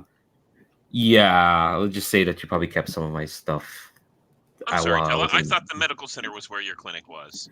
Oh no, I have a separate clinic. It's one of those. Sorry. He has a back alley clinic. Yeah. Near the cantina. In front of the cantina. It's a bit of a ways away, but I'm friends with the folks at the medical center. They probably kept some of my stuff. So of course they did. It's really good quality. Okay. Hopefully they haven't used it all up yet. Nope, not yet. You'll still have your angel kit. Okay. Yeah, they bomb diffusing skills. I love it. Janelle's going to try to seduce it, I think. But I mean, if it's act under fire, I think most of us are pretty good at that. So. The bomb's like, I'm not really into bipeds, but Something's going on here. the sentient organic is interesting. Sorry, the bomb is not being seduced. Okay, cool. So I'm curious, Grim, are you going to let Harridan go? I think the bomb's more important. Okay. I am going to yell into the comm, Fuse, track that APC. Yes, sir, sir, yes, sir. And, call back from spaceport control, and they will dial that in. So Aceveto's weapons shop is a pretty large building from Moshuta, and it is extremely secure. So I'm curious, Grim, you being the master of destruction of this group, what's the plan to get in here, try to get to that bomb? I think I'm just going to, since my flechette launcher launches physical objects, I'm just going to blast the door open in as many times as I need to until the hinges fall off or it opens. Sweet. So we have a moment of you with the flechette blaster. It takes about 3 rapid shots before there's a big enough hole for you to kick the door down. It kind of falls in on the area, and sure enough, there is a large crate in the middle. It looks like it was pulled up from a recessed area in the Duracrete that was the floor, and all of you kind of arrayed around this ancient device that has a countdown that is currently at we'll say 18 seconds and counting down, and it does. Grim, you recognize this from the Clone Wars. This is effectively a nuclear device. Awesome. So I imagine Grim is doing something, but meanwhile, I want to open my brain. Good. I'm so excited to hear this. Go ahead. Yeah, let's have you open your brain. I assume it's something to do with this particular device. Yeah, I want to see like what. Basically, I want to see what's his name, Harridan, like actually setting it so that to try to get an indication of how to unset it. Nice. However, that is a 6. Cool. Yeah, so you reach out trying to understand this, and you hear a voice in your head. It sounds like another one. Sundown. Yes, you're not far from me. Come, child. Let me show you how to master your powers. You are stronger than the Cathari. Who are you? And also, right now, I'll have to talk to you later. There's a bomb. I am aware of this new device. I tell you, Sundown, if you pledge yourself to me, I swear that I will protect you from all harm from this bomb. I have serious doubts that you can do that. Do not. You're a disembodied voice. I haven't seen you around. You're not here. Yeah, I maybe some more tangible help than that would be good. Awesome. So Tebby, Tella, and Janila, Grim is focused on the bomb. You see Sundown slowly start to hover over the Duracrete floor, and there's this like red nimbus around her, and she's talking to no one. Seems par for the course. I've seen similar things before. Yeah, you've seen this. This is fine. This is all tricky. I mean, well, she's doing a thing. We've all got a lot of things on our plates right now. I think I'm mildly more suspicious than that, and I kind of want to read the sitch, see what's happening. Awesome. Read the sitch. Not to say that I'm inspired by this. Oh God, that's a 6. Nice. Anyone want to help, or we can just let Rich just like throw more stuff at us? Nah, sure. That's more fun. Okay. I'll help. On a miss, ask a question. Ask one anyway, but be prepared for the worst. Did Janella want to help? Sorry. Yeah. Oh, yeah. If Janelle wants to help, Yeah, totally. it's in her I best always interest. want to help. She's a helper. She is such a helper. There's a 10 on the dice plus. Wow. 1. That's +2. So get an 8 then. Okay. On an 8, you get one question, and you don't have to prepare for the worst. Oh, thank Christ. Yeah. What should I be on the lookout for? So, as an Imperial serving on the Star Destroyer, you have seen Darth Vader before, and you are aware of that icky feeling of the dark side. Those alarm bells are tripping for you right now. Whatever has Sundown in its clutches is a very powerful being. Ancient, powerful thing. Oh boy. Okay. I think kind of like when I get that feeling, it just like alarm bells are ringing, and I have the urge to like to run. Like I even think like I don't know, Darth Vader could be here. I don't know why he'd be here in this podunk town and nothing of a planet. But I think I'm gonna like step forward and put my hand on Sundown's shoulder and kind of try to shake them and be like, "Hey, what's wrong? Hey, you okay?" Cool. So we'll cut away from that. Do you want to see what's going on with Tebby? Because I know Janila was helping and Tella was reaching out to Sundown. But Tebby, you see Grim trying to work on the bomb. Something has happened to Sundown. We're not sure what. What are you doing? Right now, there's nothing to focus on other than this huge bomb. It's like the size of a crate, right? Yeah. It's the size of a large crate. It's like 4.5 feet across by 2.5 feet. And it looks like something that could have been a satellite at some point. In like 18 seconds, none of this is going to matter unless we take care of that thing. So I'm going to see what we can do about that. Yeah. All right. Grim, you and Tetby are working together. Talk to me. I assume you want to defuse the bomb? Yes. Okay. Hopefully I have some familiarity with it. I am happy to read a sitch, if that would help. I think that's a great idea. Okay. Yeah. Otherwise, you'd just be doing something under fire. Oh, there we go. Okay. That's a 9. Okay. If I have any help, maybe it could be a 10. Yeah, let me see what I can do to potentially help that. I think so. Tebby has some skill with, how to hotwire things and improvise, and something Harridan didn't automatically know how to handle this. It had to be repaired or something like that. So let me see what my HX is. I'll roll. 1. Let's see. I rolled a 9, so +1 is a 10. Oh, nice. So that gives you a +2. That pushes you above to where you get 3 questions. Awesome. So, Tebby, we can pick from this list together, but I don't think we need to know what the biggest threat is.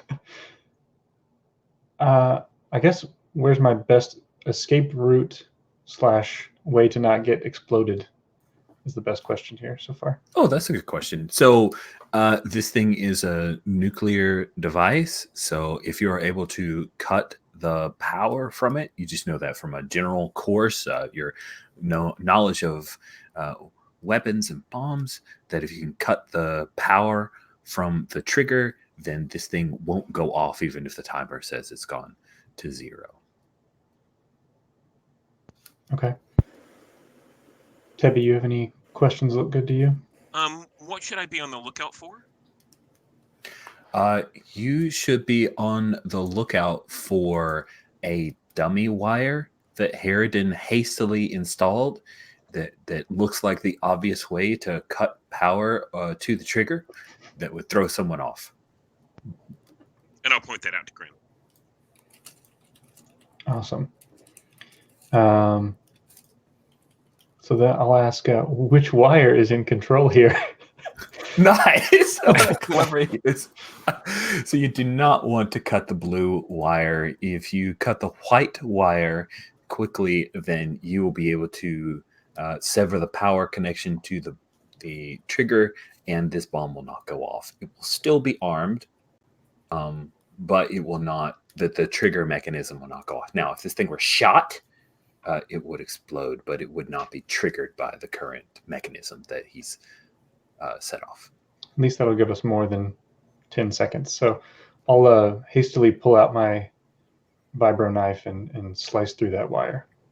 Nice. Yeah, so as they are having a conversation with the red nimbus covered sundown, Grim and Tebby work together to hastily disarm this bomb, and it doesn't go off. We cut to Harridan, who is looking at his little chronometer in his troop transport. So yeah, go ahead, Janelle. I want to hopefully, I want to try. Not going to succeed likely, but I want to use my new lost power to whisper his name into the force and hopefully force him to come back towards the city. Oh man, this is terrifying. What does that even do? I don't know. It draws people towards me. I know, but like, this is crazy and I love it. Yeah, I'm not good at this, but I know. Yep, there's a 7 minus 2. Cool. Unless somebody wants to help me. They need a 10 plus, though. That's the thing.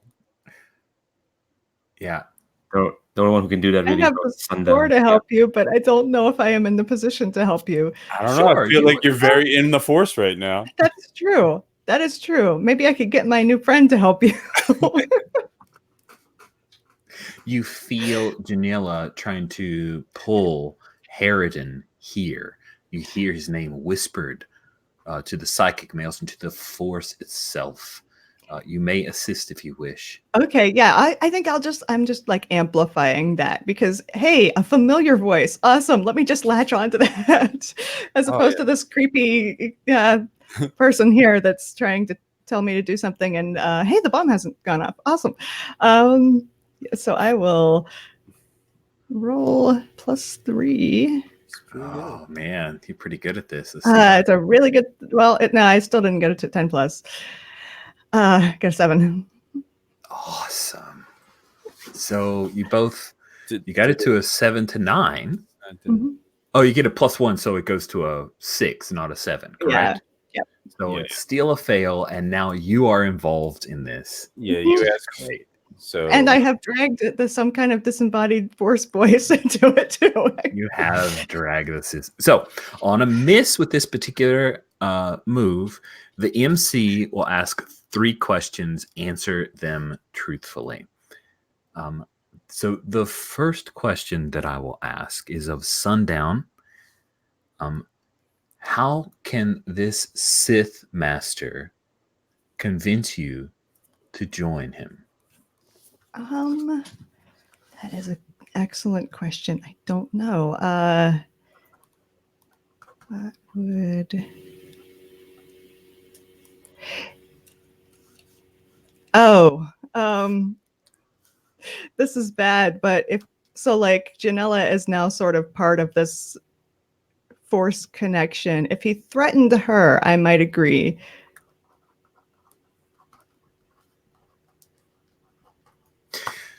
Janela, what is it that you fear most in all of the universe? Enslavement. Yeah, well, you are an escaped slave, so that's good. That's good. Cool. This is fun. Thank you so much for using this power. I just want to say thanks for that.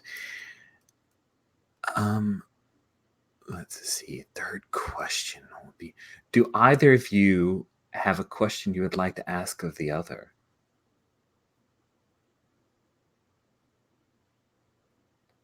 Whoever goes first gets that third question.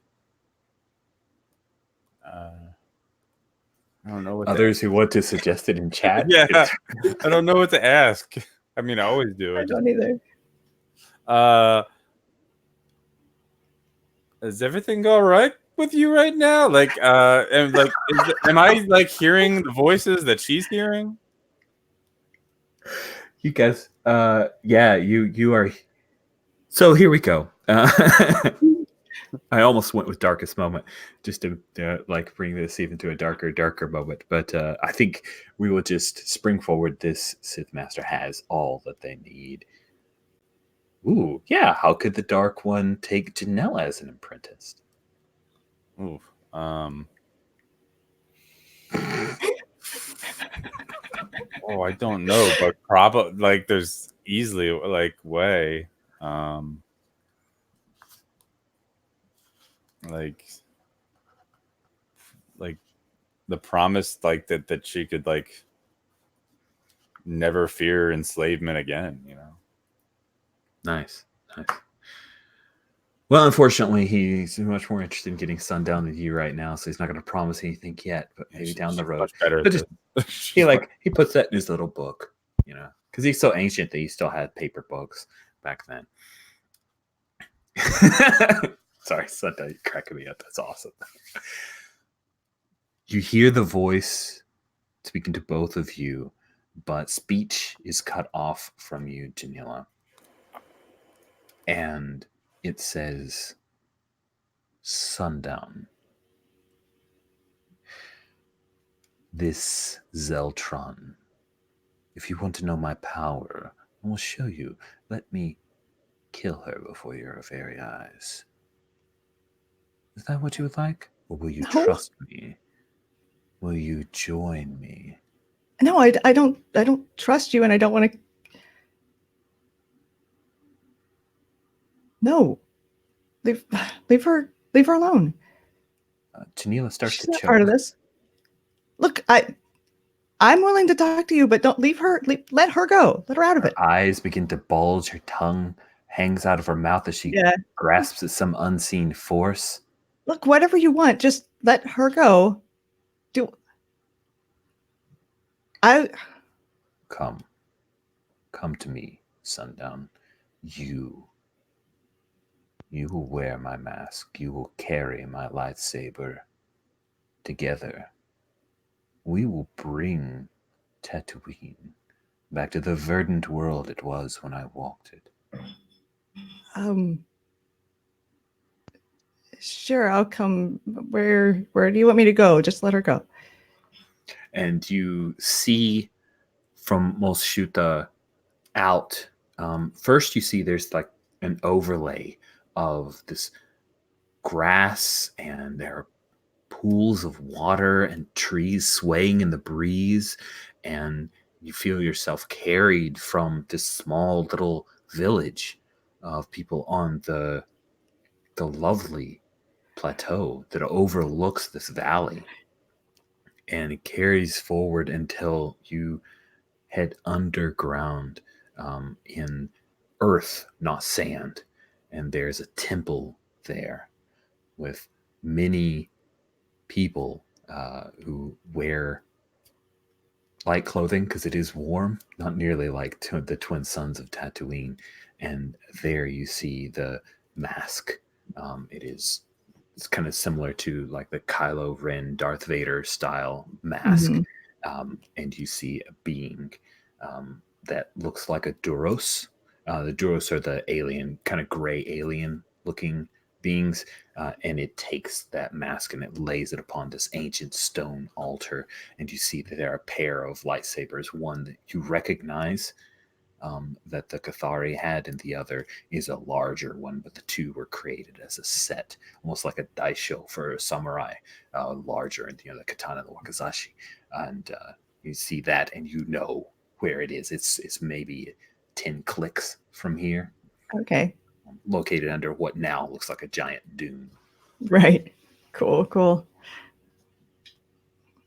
Janella, you didn't choke at all, but you were just kind of shut off from everything for a little while. Oh, I don't like that. It feels cold. You're cold. You're kind of enslaved for a few moments. Okay. Remember this feeling, Janila. This enslavement, this weakness, this helplessness. I will teach you to make sure no one ever does that to you again. Help Sundown. You will be her apprentice. You are not as strong as she, but you have potential. And yes, this Sith person is gendering because he's evil. So, he doesn't respect people's boundaries. Aren't we both she, hers? Yeah. No, I thought Sundown was a they, them. Oh, no, I think I have. Oh, hey, look at. It doesn't actually say. I think I started out as they, them, and then forgot and switched to she, her. Okay. Oh, okay. Sorry. I thought I was doing a purposeful thing, but I just confused. No, we'll say they, them just to make that because I like that it's a purposeful thing. He's an asshole. He's an old asshole. Yeah. He's totally an old asshole. So you guys come out of that. The Nimbus goes away, and Grim and Tebby, you guys have just defused the bomb, and Harridan's gone. And you're getting reports from your squad and Janila's Sergeant Grome that they are securing, basically repairing the Electro Fist, trying to resecure all of Moshuta. I'd like to say, just for like aesthetics, like once out of the trance, Janela just like collapses. Nice. Did Sundown answer when I shook their shoulder? I think this is right before Janela collapses. Yeah, I don't think that they have. Okay. No, I think they I think they come out of it after Janela's collapsed, and they have no idea that she wasn't actually strangled. So the first thing, like, oh shit, he killed her anyway, Yeah, I think I go over to Janela and I was kind of muttering to myself, but that's what you get for wearing this many layers of clothing. She's been used to this sort of thing. I don't think I twigged that it has to do. Like, there's no sign, but like she feels like cold and clammy, I guess. Yeah, and I'm like, Janela, wait, is she alive? Yeah, she's alive. Okay, good. You okay? What's happening here? I'll get back to you on that. Okay, all right.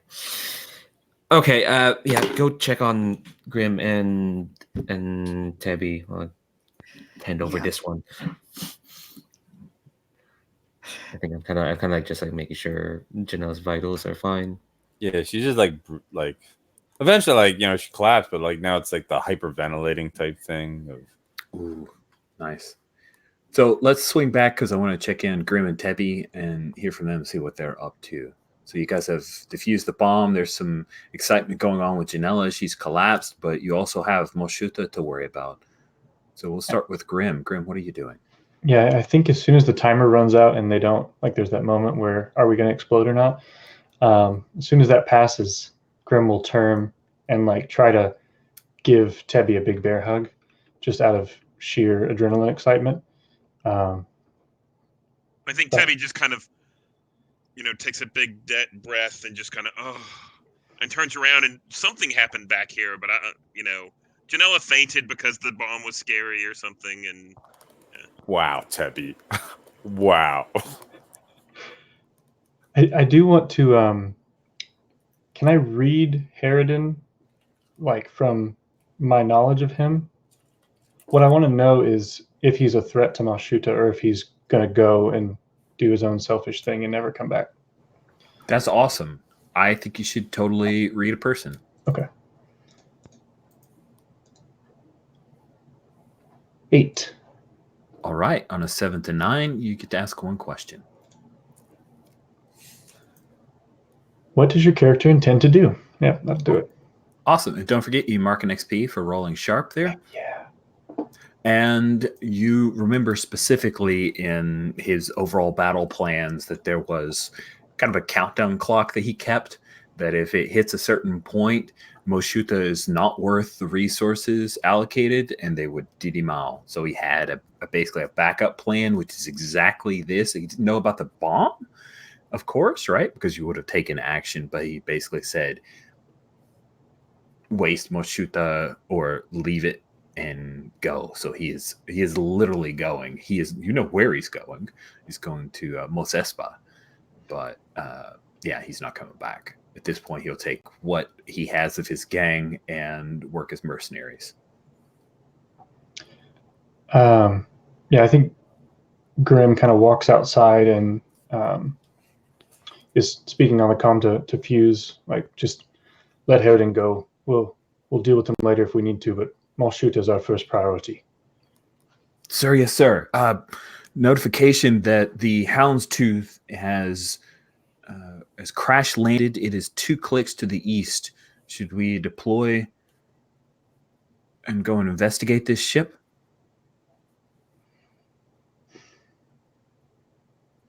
I don't think we have the resources. Let's pass that information on to Timo's people, though. Yes, sir.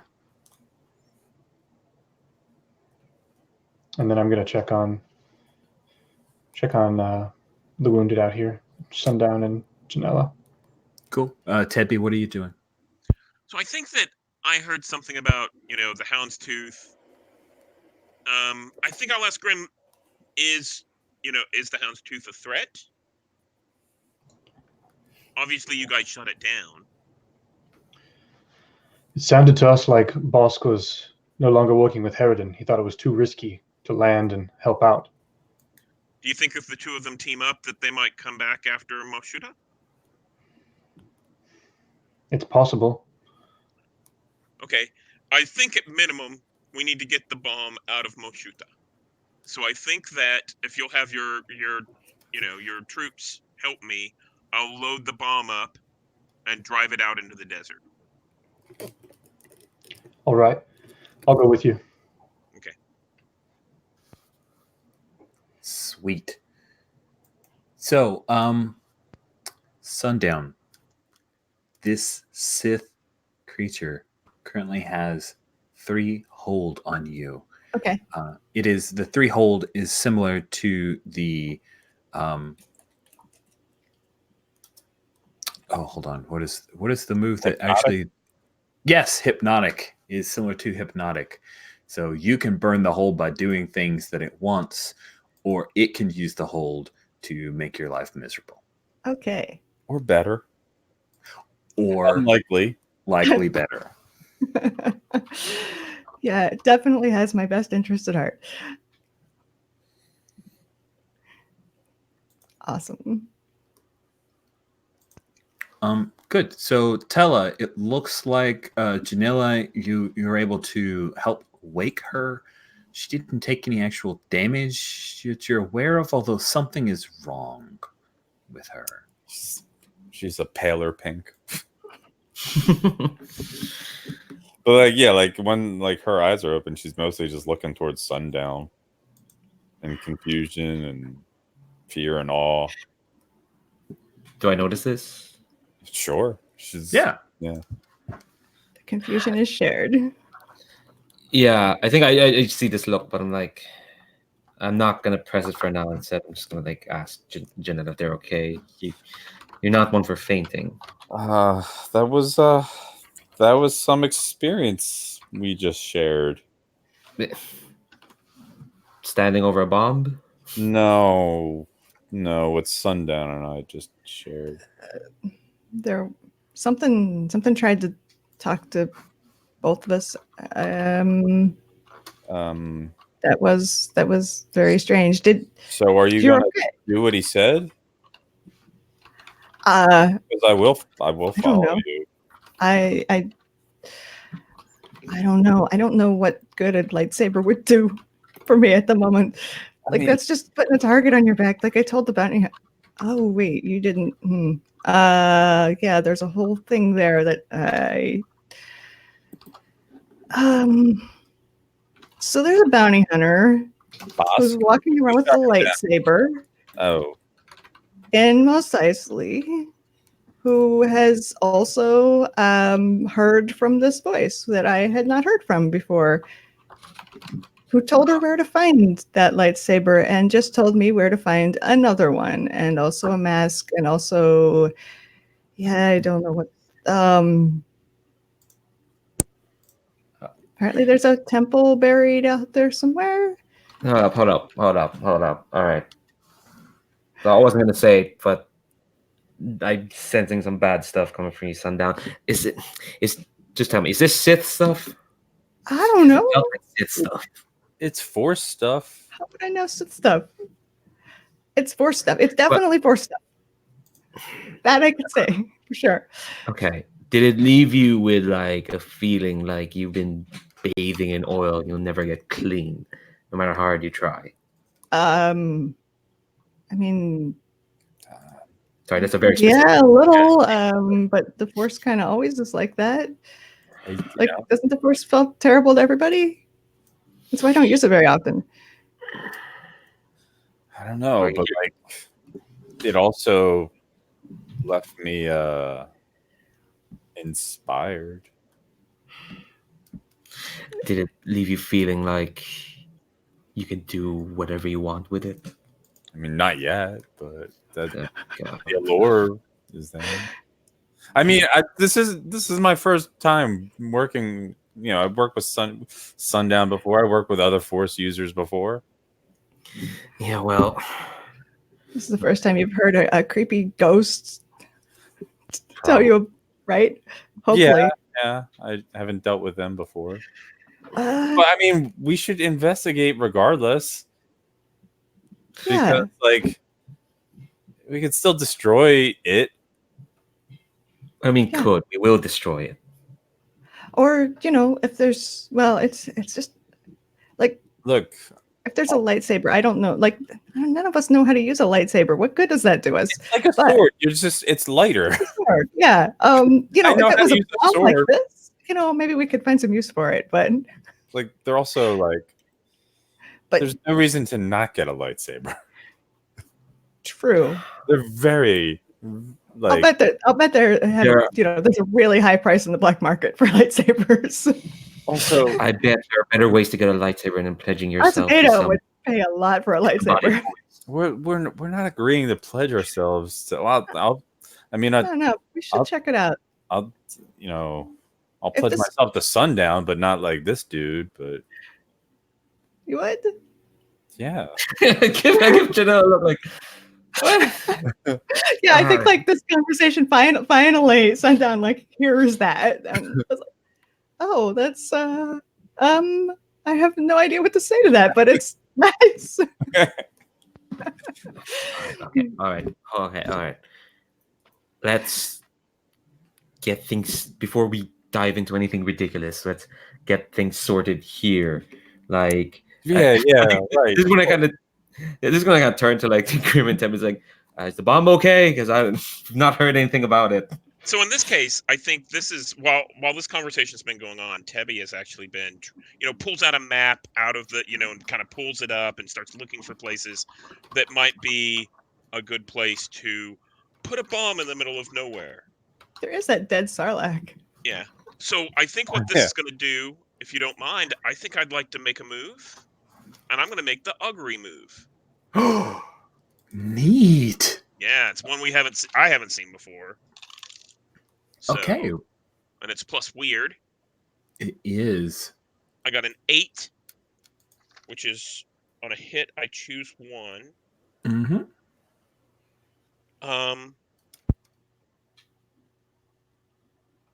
I basically, in this case, I think what I want to do is I want to find a place to isolate the bomb from the bad psychic maelstrom, the Force, or whatever this stuff is. I want to isolate it from something. Okay. And Okay. I also choose one.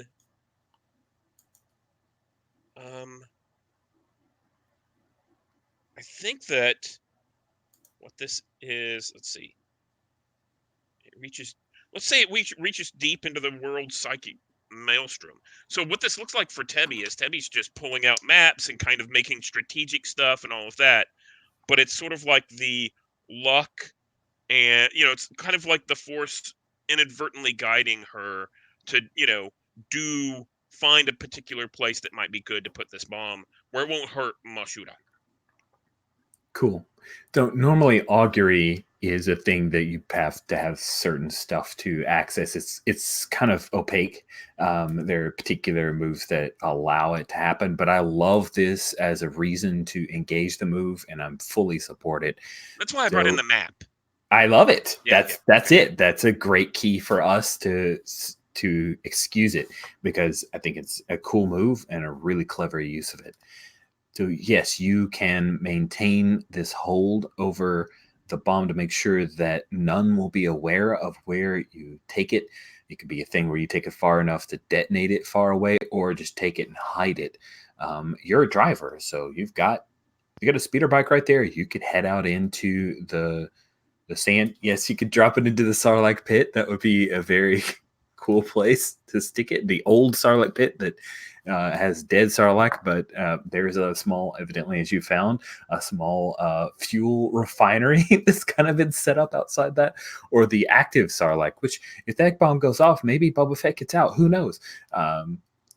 So basically, I think that the troops were busy loading the bomb onto the hover carts, and how much more dangerous can this be than the fuel that we had before? So sure, anyone who wants to can jump on. And I don't mind going anywhere out in the desert. It could be the Sarlacc. It could be the little Dune temple thing that's all buried up. Wherever you guys want to go. Oh, he wouldn't know you're delivering it because you are using augury to protect him from being able to see it. That sounds like a plan. Sounds like setup for a sequel, though.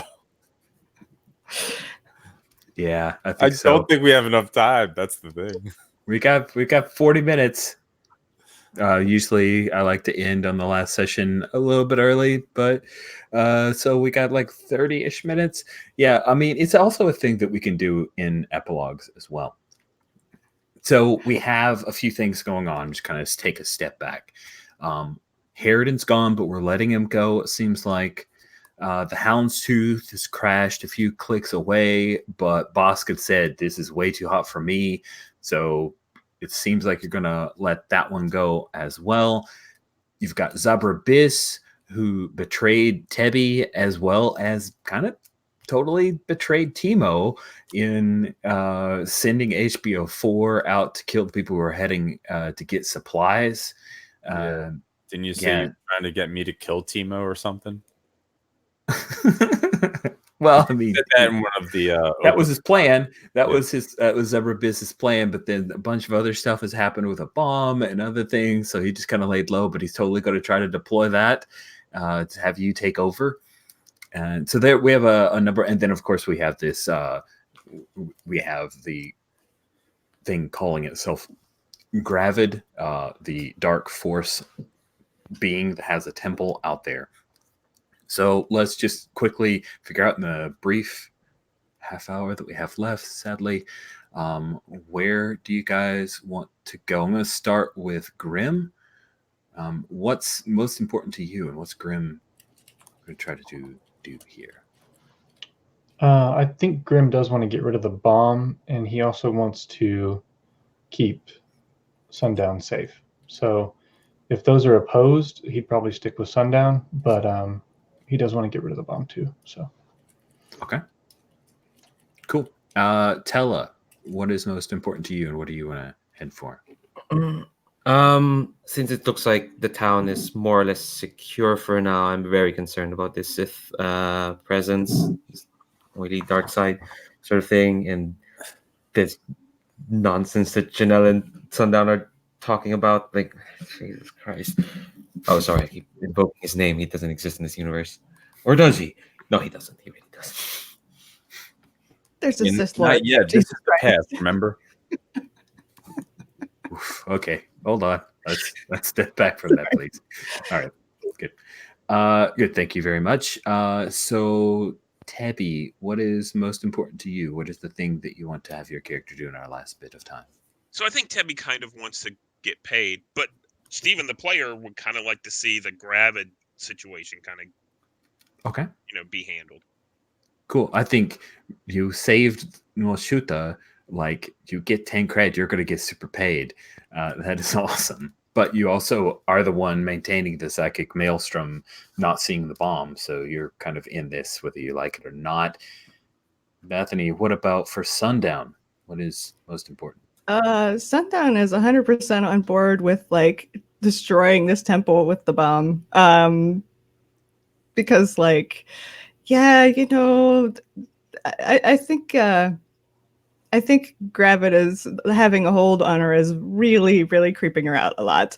Like, she knows he has a hold on her, but like right now, she can still isn't under his control, and who knows how long that'll last. Mm-hmm.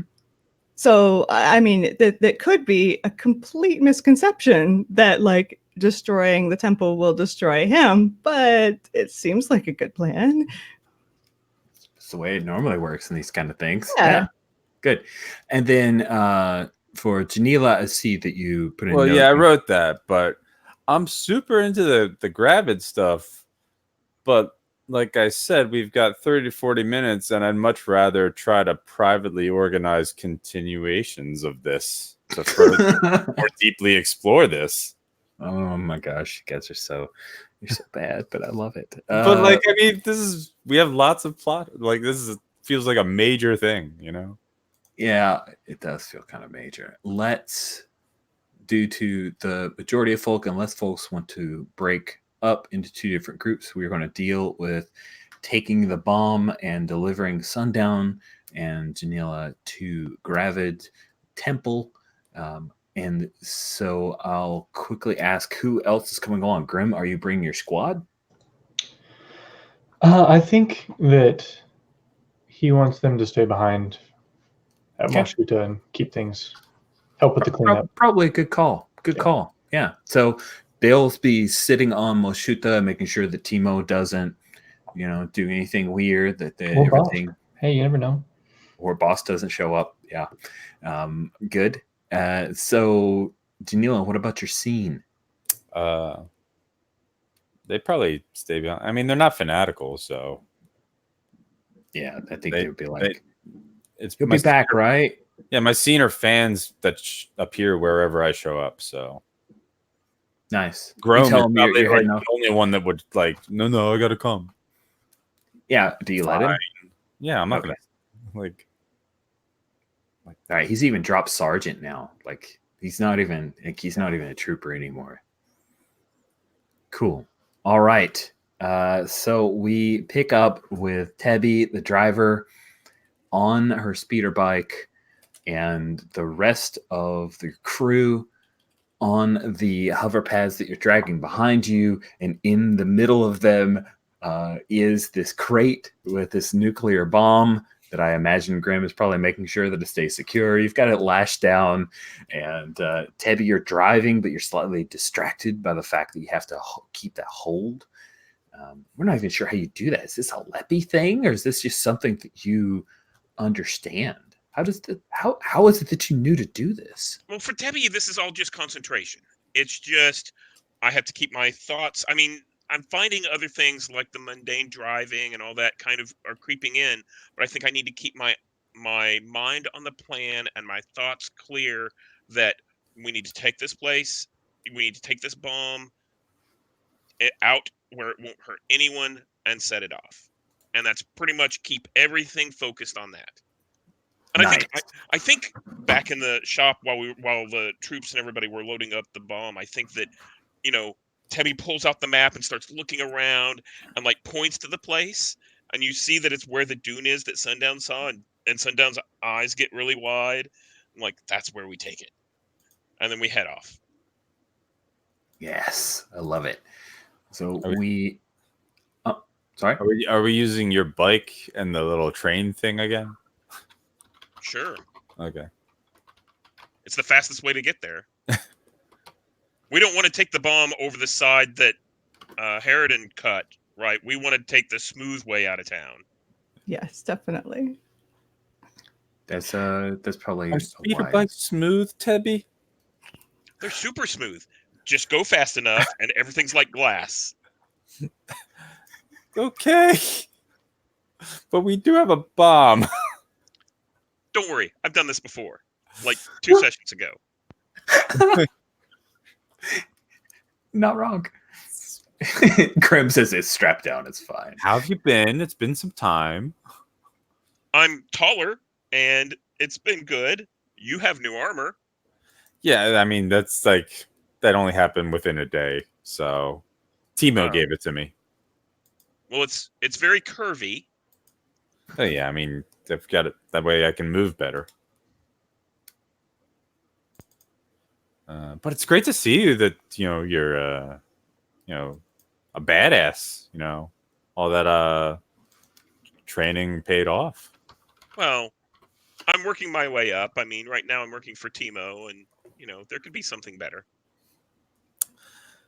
Yeah, I mean, Timo is sort of like, that whole situation is pretty ridiculous with him and Zabrier. Yeah, but I think Zabrier.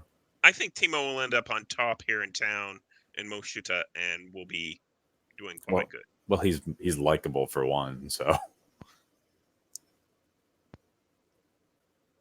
I don't disagree there. Right, yeah. Separatist is likable. I mean, he's not a slug, so he's got that going for him. Indeed.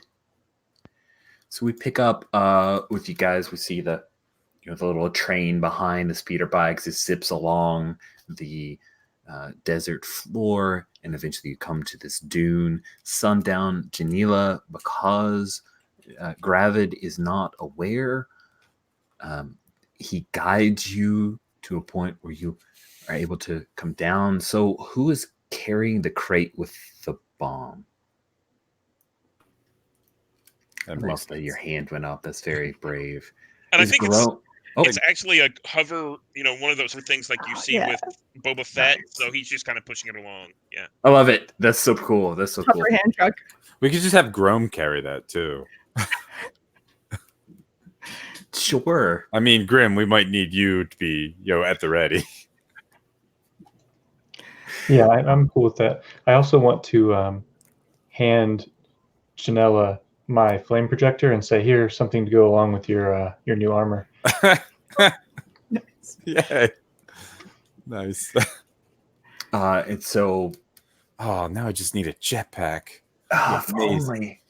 Sundown, you're able to place your hand upon an old ancient palm reading device, and then you hear, and what we see is a piece of the dune kind of starts to come in. All the sand forms in as this hidden door opens up, and the twin suns cast a beam of light, and you see there's a set of stairs, and then all of you proceed down into the depths of the earth. As you see, this is all hewn out and smoothed over many years. You can hear that there are creatures that have found this cooler place to keep them from the blistering heat of the twin suns of Tatooine.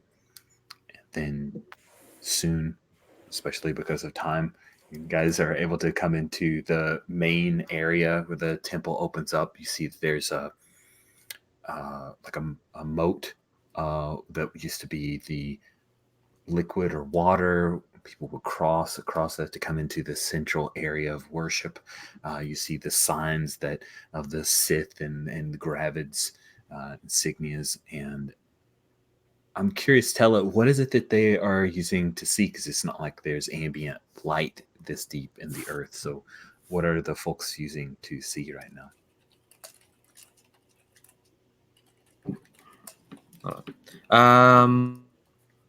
Double check something. I think as in what we're using? We're not using what you guys are using. You're able to see. I'm just curious, what is the thing? I'm not going to make you search through equipment, do torches and all that BS. Well, I do. Yeah, well, my angel kit just have a lot of crap, apparently. I think one of those is like mini flashlights. That's just like, in case you need to take care of people in darkened scenarios. So I think I just pass a few along. Like, it's not enough to go around. Maybe like 4, but it's enough to like illuminate a bit of the place. Sweet. As soon as you step into this place, Sundown and Janila and the flashlights kind of cast across all of the ancient sigils. You see the mask that's sitting on that stone raised dais, as well as the lightsaber. You feel his presence here, Sundown and Janila? I have a thing. What is the thing? I think right before I walk into that chamber, I put in those earplugs. Nice. So you drop off the map, and Janila, you feel it. You understand that he is here, and you hear Gravid's voice. Did you kill Sundown, Janila? What? No. He has been snuffed from existence.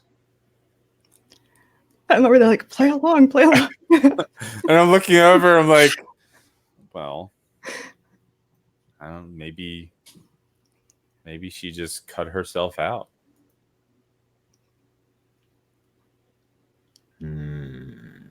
I sense deception in her. Janila, you come here in your beautiful armor. This mask will complete the set. Okay. I feel like I have to act under fire, right? Yeah. So here's the deal. You have hold on me. So no, he doesn't have hold on you. So he is offering you an experience point if you'll go put on the mask. Oh, fuck yeah. Oh, sweet. That's awesome. Oh, I love it. Do you guys know how I know Joe? Like, this is how I know Joe. So this is good. Sweet. So you guys see, he does nothing for me, but like it's still, I want to do it anyway. Like I see her going for it, and I like, oh shit, and run for it, but I think she has to get there first. And I think the rest of us are all busy, like with the bomb. We kind of set it down, and maybe we're punching some buttons, and like. Is the mask and lightsaber there? Because I'm at mask and lightsaber. I'm farther away, and I see like, oh, Jesus Christ! Janila, take off.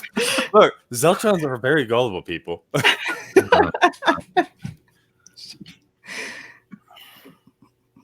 Okay, cool. Here's the deal. Just because the player of Janela says, I'm going to run, put on that mask, doesn't mean that they succeed. If someone wants to interfere, there's literally a move called interfere. Actually, because this is the end of the last session, I'm actually not sure if it'd be better or worse to interfere. I know. I don't either. I just want to make sure people knew that you can do that. Okay, there's a mask and a lightsaber. I don't know which she's going for. So, I'm going to assume she's going for the lightsaber because she expressed interest in it before. Mm-hmm. So I'm like running for it, but I'm grabbing for the lightsaber while she's grabbing for the mask. So I'm not actually interfering with her. Oh. So Grim and Tebby, are you guys just worrying about the bomb and leaving these two guys to their little side quest? Well, I think for now, yeah. I mean, I think that Teddy's like setting things up. That's why we're here, and she's super focused on making sure this gets set up. You got to make sure that this guy is not aware of what's going on. Grim, you reconnect the power supply. You can set the timer for whatever you wish, and you feel confident that you can operate this thing based off a timer. If you wanted to do a little something extra, maybe you could even set it up off of some other activation. That's really up to you, Grim. You're the weapons expert. I think I'd like it to be a remote, if we can. Sounds awesome. That timer didn't work out for us last time. Timer did not work out well. Harridan's like, but the timer always works. But no, it didn't. Cool. So you'll be switching that over. That's no problem. Tella, Sundown and Janila are rushing towards the altar. Tebby and Grim are working on the bomb. What are you doing? I think I'm running towards Janela at this point, but because I was so close. I was closer to the bomb and away from the mask. I don't think I'll make it in time. Okay. Janila, if you guys check in the people and places, I have placed on row 18 a picture of what Gravid's mask looks like. It's D18. That's Battleship. That's a hit. It's not as fancy as I thought. Oh, well, if you have a different mask that you think is cooler, then you share that with us. That is A-okay with me. I'll have to take time to look around. All right, cool. Well, you can do that Pinterest search later on. That is the temporary thing. We may sub in with CGI a cooler looking mask. And Janila, you place that onto your head while Sundown, thinking the last desperate moments that you'll save Janila, you grab the lightsaber. It sparks to life. This thing hasn't been activated in thousands of years. And I'm totally ripping off of the way Kylo Ren's, like where it would like drip off the weird Force. I don't know if you guys saw that little extra effect that they had in Force Awakens, but I super love that moment. So it comes out. It is a 2-handed or 1.5-handed lightsaber, and when it sparks to life, we see the red glow that lights up all of the temple with occasional shafts of the flashlights that come on. You hold this in your hand. It is an elegant weapon. And it feels incredibly powerful. All of the years that you spent as a Twi'lek, I don't know if Sundown was ever enslaved, but they know the culture. That is a constant fear of being harried and worried about the next slaver. No one can enslave you when you hold this weapon in your hand. None can bring you down as long as you wield it. Yeah. And I think even though I have the earplugs and so I don't actually feel that like pressure of this presence, I mean, I know it's there. So I'm kind of, holding this lightsaber, looking around nervously because I don't know, like, I have no idea what it's capable of. So I think that is like, okay, I got the lightsaber. Oh, Janela didn't. That's fine. And now I'm like, maybe just, oh, you know what? I'm like yelling for it. Hey, grab it. Nice. Cool. And so you put on the helmet, Janela. You immediately, all of the little aches and pains that you might have, the bits of sand and grit that have gotten into pieces of your armor, all of the moments of hesitation or worry slip away because the power of the dark side, the ability to do whatever you would like, it infuses you. You can call upon the Force to do what you wish while you're wearing this mask, and you see someone. It's confusing who they are, but someone holds your weapon. You know that there is another who holds the other. The young sister of this lightsaber. You call her to you if you wish. Totally. I have a move for that. Oh yeah, you do. Let's see if you can actually pull it off this time. I don't know. That mask is so much better. Oh, thanks. Does the mask like help me with weird moves? Yes. Is it like the Howl at the Moon type thing, or? So if you want to use weird, for every hold that you give Gravid, you can push that move result up 1 tier. Okay. So if you roll a fail, you give Gravid a hold, it becomes 7 to 9. Mixed success type shit. I love it. It is. Well, so I got 10 minus 2 is an 8, so 7 or 9. I'm okay with that. Okay. I just don't get a +1 forward against the person I call. So. Oh, awesome. So you just open up through the Force and draw our little Cathari, Ramara Rhys, who steps through and looks around, and she immediately knows something is up, and she draws out her little lightsaber. And she sees you, Sundown, right? Yeah, like, brandishing this big lightsaber and like emboldened by it, yelling, grab it, come out here and show yourself, you coward, Nice. And Janila, Dravid does not even hear Sundown. Like, Do I hear Sundown? I think you physically, like, you vaguely hear it, but you have a sense that Gravid doesn't know what's going on. He is blind to this. I'm going to cut over to Grim and Tebby. The bomb is ready to go. You're not sure what Sundown and Janila are up to, but it looks not good, because now there's Tebby. You recognize Ramara, the Cathari. She just showed up here out of nowhere. Well, and as we're working on the bomb, all of a sudden there's this noise and this red glow, and I think Tebby kind of ducks behind the bomb and pulls out her gun and looks around, and he sees, okay, Janella has this mask on, and Sundown, who she's just met, has this lightsaber and is screaming at people that aren't here, and then this cat person shows up. There's some serious shit going on here, and I think she looks over at Grim to see what he's doing. Like, what the heck? Yeah, and I think Grim has dealt with lightsabers before. He's not happy with this. He looks down the corridor and just yells, "Squad, it's time to go!" Like, expecting them all to leave. Like, come with me now if you want to live.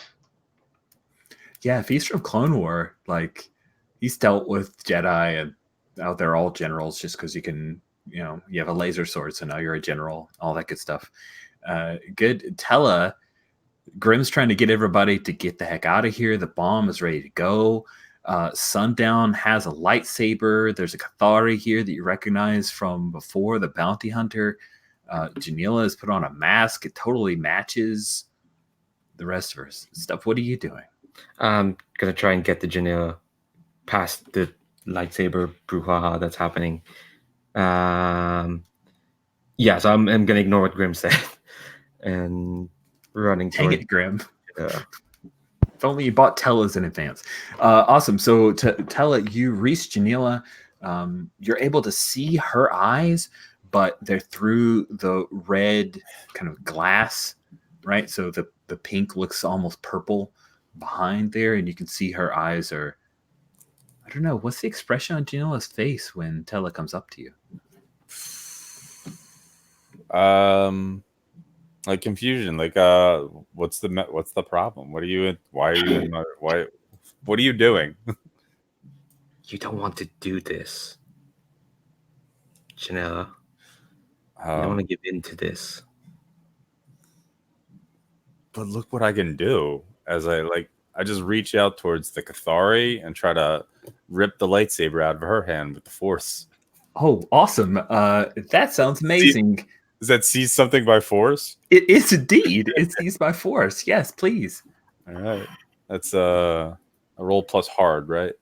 You do. Okay. Oh, I forgot to mark that XP for rolling weird earlier. There's a 10. So. Okay, cool. On a 10, you get... Sorry, I was jumping down to 10 it. Plus, choose 3. Yeah. I take definite and undeniable control of it. Mm-hmm. I suffered little harm. Okay. And I impress, dismay, or frighten my enemy. That sounds. I don't know who my enemy is, so that's. Well, I mean, you're up there. You're tapping into the dark power, so maybe whoever has that other lightsaber is your enemy. I don't know, but it's also possible that this applies to Ramara. So you reach out, you hold your hand, it comes to, it's wrested from her grasp, and Ramara looks at you as you hold her and her light shiv as it is, and she'll drop to her knees. Shit. Sundown, Janila with the mask is ignoring you, and now Janila has a lightsaber as well. That's bad. Yeah. I thought he was mostly after me, so like I didn't really. Okay. I mean, our best chance is to just blow this place up, but I gotta like herd Janila and Tella and the Cathari all out of here. Sundown. You know that blowing up this temple, if the mask and the lightsabers are not here, will do nothing. Okay. Right, and so, oh, you know what? I have the Force. Let me see what I can do with that. I was like, you've got all these force powers. yeah. Let me look at that. What does augury have handy? Because I do have this lightsaber, which I think gives me the ability to use augury. Oh, absolutely. Let me look at that again. I was looking at your deep brain scan.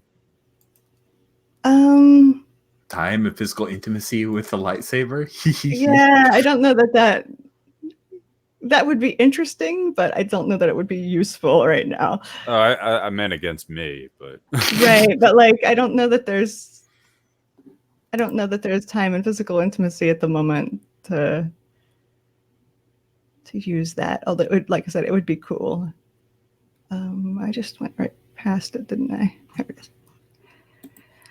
Basic moves. Agree.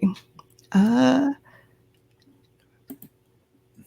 yeah. Okay. Yes, I'm gonna do that. Okay, roll plus weird. Oops. Click, click, click, click. There we go. Sorry. Is that a 3 I see before me? it was. Oh wait. Sorry. I managed to roll the one on one of them twice and the other one once. So that is I'm gonna count the lower one because I screwed up and rolled the one of them twice. Okay. But either way, I have a +2 weird, so it would either be a 9 or a 7. So. Okay, so it's same. So on a hit, you can choose one, reach through the world psychic maelstrom to something connected to it, isolate and protect something from the maelstrom, isolate and contain a fragment of the maelstrom itself, insert information into the world psychic maelstrom, open a window into the world psychic maelstrom. Yeah. So I'm trying to think of whether I should isolate and contain like the mask, or I think I'm protecting Janella from the maelstrom. Ooh, nice. So, Janila, all of that wonderful feeling of power, all of the comfort and assurance that you have from the mask is cut off. It's like you're at the best rock concert you've ever been to, and then someone just turned all the sound of that off, muffled it, and took it away from you. Oh. That custom move of being able to push up thing by giving hold, it's gone. But you can think a little more clearly. And Tella's in front of you. She looks concerned. What's the matter? I mean, but like I'm feeling very empty and sad right now. But take the mask off. Take the mask off. Okay, what's the problem? Okay. Just leave the mask. Leave the mask. Leave the lightsaber. We have to go right now. What? Why? We have to blow this place up. Yeah, but why do I gotta leave these? Because they're mind controlling devices. Come on, let's go. Here, and I'll like demonstrate by just throwing the lightsaber like into the darkness. Oh, nice. No. All right, fine. Do you want to hear a story about Arya Sunfell? All right, fine. Here we go. She had a friend in the academy. She had a very lovely friend who rose up the ranks with her. We served together. Then she met something in the dark side, and she became evil and twisted, and I had to put her down. And I won't have to do that twice recently, okay? Sounds like someone's trying to seduce or manipulate. Yeah. Yeah. This is my way. I'm like, both of you were trying, so I'm like, this is a great... There's a move for this. Yeah, which of us is rolling? Which of us is helping? I don't know, but I mean, it seems to be. Sundown, you get the. I think you started it, and then it sounded like Tella was helping. Okay. That sounds exactly right to me. Good call. Like, mechanically, it's better for you too. So, Okay. and you get that XP. So, Yep. Where's roll for your party? There's the tab. Okay. Actually select them and then reroll. Okay, that is an 8. Plus one has 9. A 9. Now you are helping, Tella. Why don't you roll that super cool roll with sharp to help out there? Hell yeah. And that gets you an XP because you're rolling sharp. Yeah, so that's also an 8. So that's plus 1. takes it to a Is it 10. to a 10? Oh my goodness, that is fantastic. So on a 10, If they go along, they mark experience. If they refuse, erase one of their stat highlights for the remainder of the session. Both happen. yeah. And like, you know, she's hearing your words and seeing the pain in your eyes and your voice, and yeah, she'll drop them. Sure. Sweet. So Grim, it looks like the squad eventually obeyed your orders.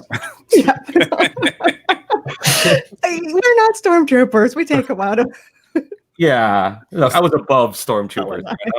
I gave orders. I give orders. I don't take them. What's the Cathari doing? Yeah, that's a great question. I'm so glad you asked that. So she was kneeling, so like She was kneeling, and then she saw all this go on, and she's watching, just a little confused. And now she sees that that Sundown had thrown that larger lightsaber. Yeah. While screaming about a bomb. So While screaming about a bomb. Yeah, but she's scrambling for that lightsaber. Do I have time to reach her physically, oh. or do I need to shoot her? You need to shoot her. No. We're gonna exchange harm. I was just gonna take clothes off and stop her. Sometimes Stripping isn't always the answer, apparently. you were taking off your mask instead, and that for some reason that didn't quite apply. Yeah, so go ahead and Go for it. Yeah, go for it. Yep. I don't even need to roll for that, right? I just do the harm. Or Well, yeah. I think if Are you attacking you someone? can't just do harm, but if you're trying to keep her from getting access to the thing, I Well, think there's it's the reasonable. there's the move sucker someone. Oh, When you attack someone unsuspecting or helpless. there we go. Ask them if you could miss. Nope. Then you inflict harm as established. Okay, which weapon are you using? I think just a blaster on my hip is all I brought in with me.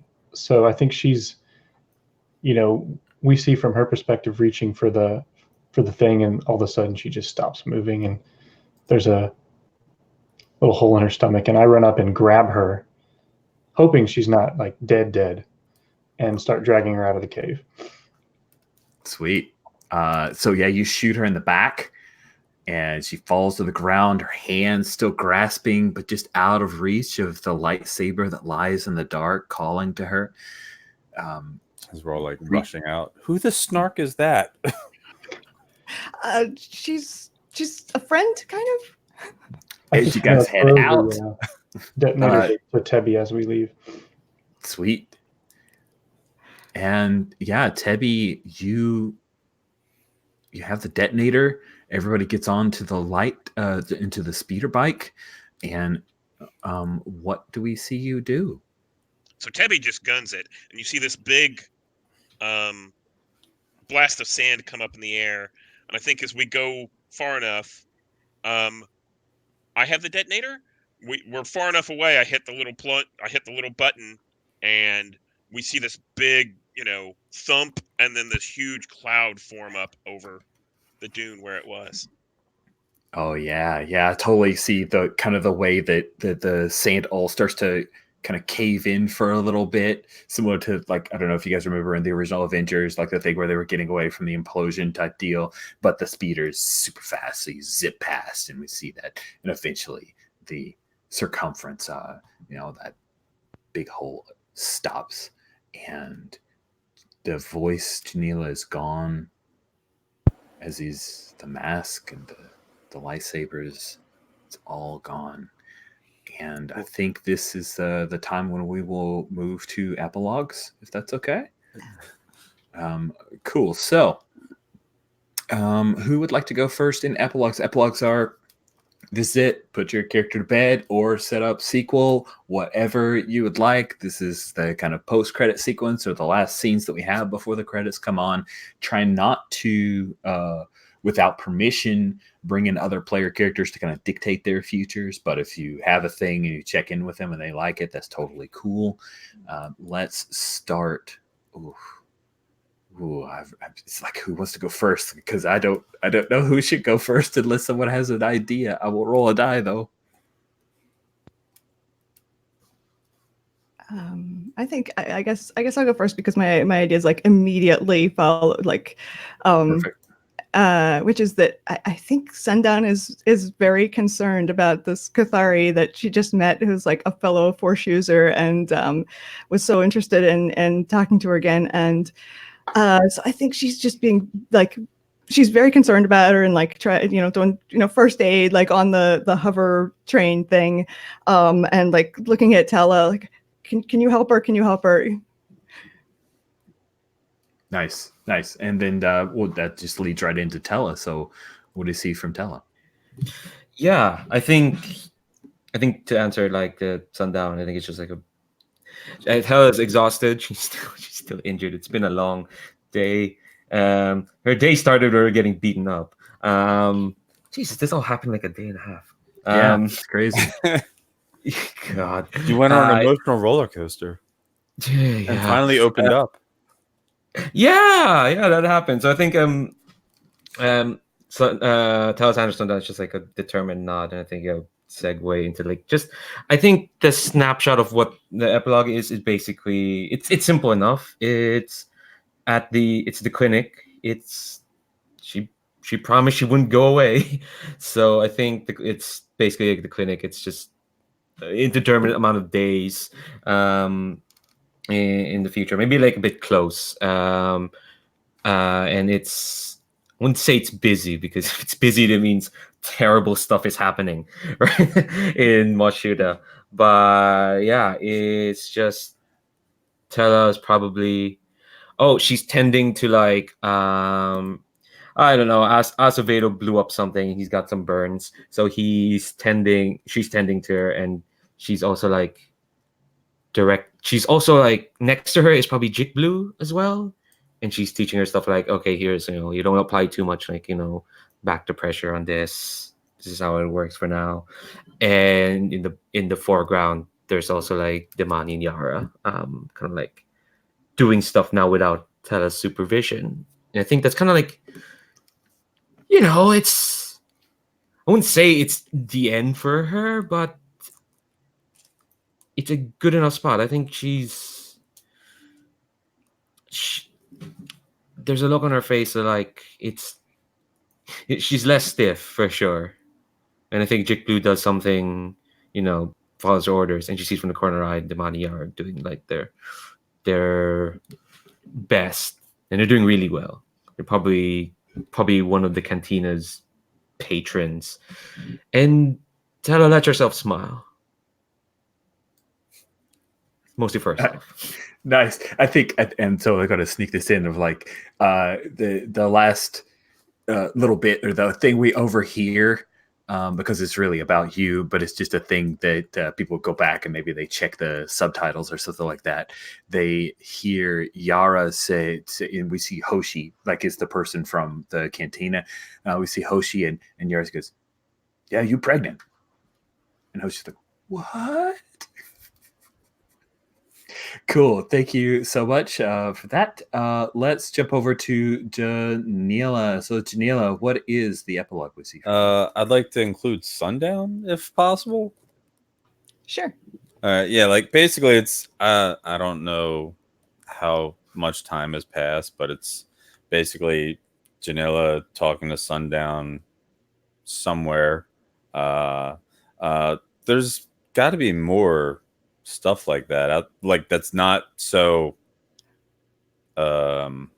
evil, right? There's a lot of wreckage out there in the desert. So like, well, yeah, not even just here, but like, can you like teach me more? Like, Yeah, like I said, I'd follow you anywhere, and I thought that was just I thought that was just you doing your thing. But I mean, we barely you saved my life, and then we barely saw each other for like 2 days. So Yeah, you're right. I know. I will tell. Yes, absolutely. like how you were able to shut yourself off from That, his and I just presence kind of pulled the things out of my pocket. I was like, we need to find you a set of these too. Okay. But in the meantime, and I just hand them over. Okay. Oh, thanks. Wow, that is cool. I love it. Grim, you have the stage. What is your epilogue? I think first of all we see Grim like shaking hands with some of the former stormtroopers, but they don't have their armor on anymore. He's like telling them to go their own way, kind of thing. And then we cut to the clinic with Tella, and Grim walks in and meets eyes with Tella, and walks over and kind of stares at Tella and says, "Are we good?"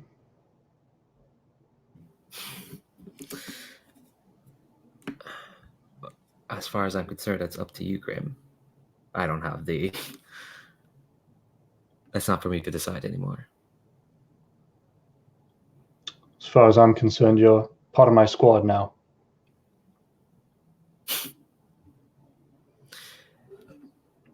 I'm glad to hear that.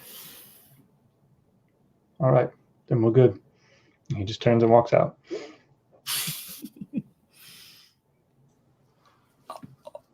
Oh, it's so good. I love it. It's like squad equals family. I love that stuff. That's so good. So good. Okay. Last but not least is Tebby. Tebby, you have the floor. What's your epilogue? So I think what you see is the montage from Tebby where it starts out with her, going back to Timo, and Timo, celebrates the success and obviously the removal of the bomb, and she gets paid handsomely. And then you see her talking, you can't hear what she's saying, but she's talking to Timo. And the next thing you see is guards holding on to Zabra Briss, right? And kind of holding him in place. And he's kind of struggling and everything.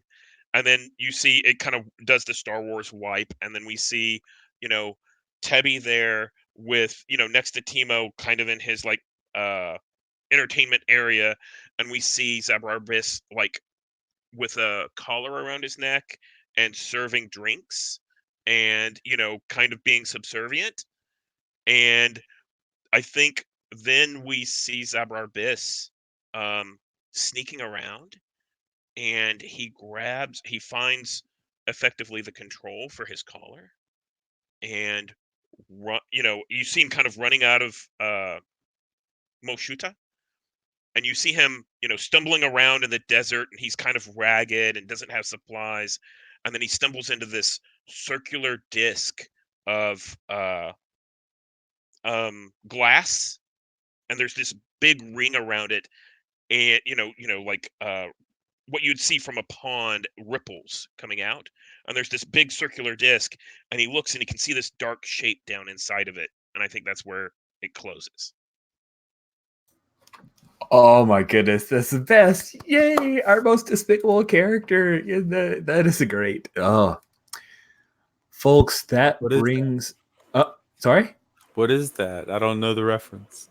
Oh, Zabrabis into the circular glass and the dark shape is he's found the stuff you guys right? blew up. Yeah. Yeah. Oh, okay. Yeah. Okay. And by the I'm way, dumb.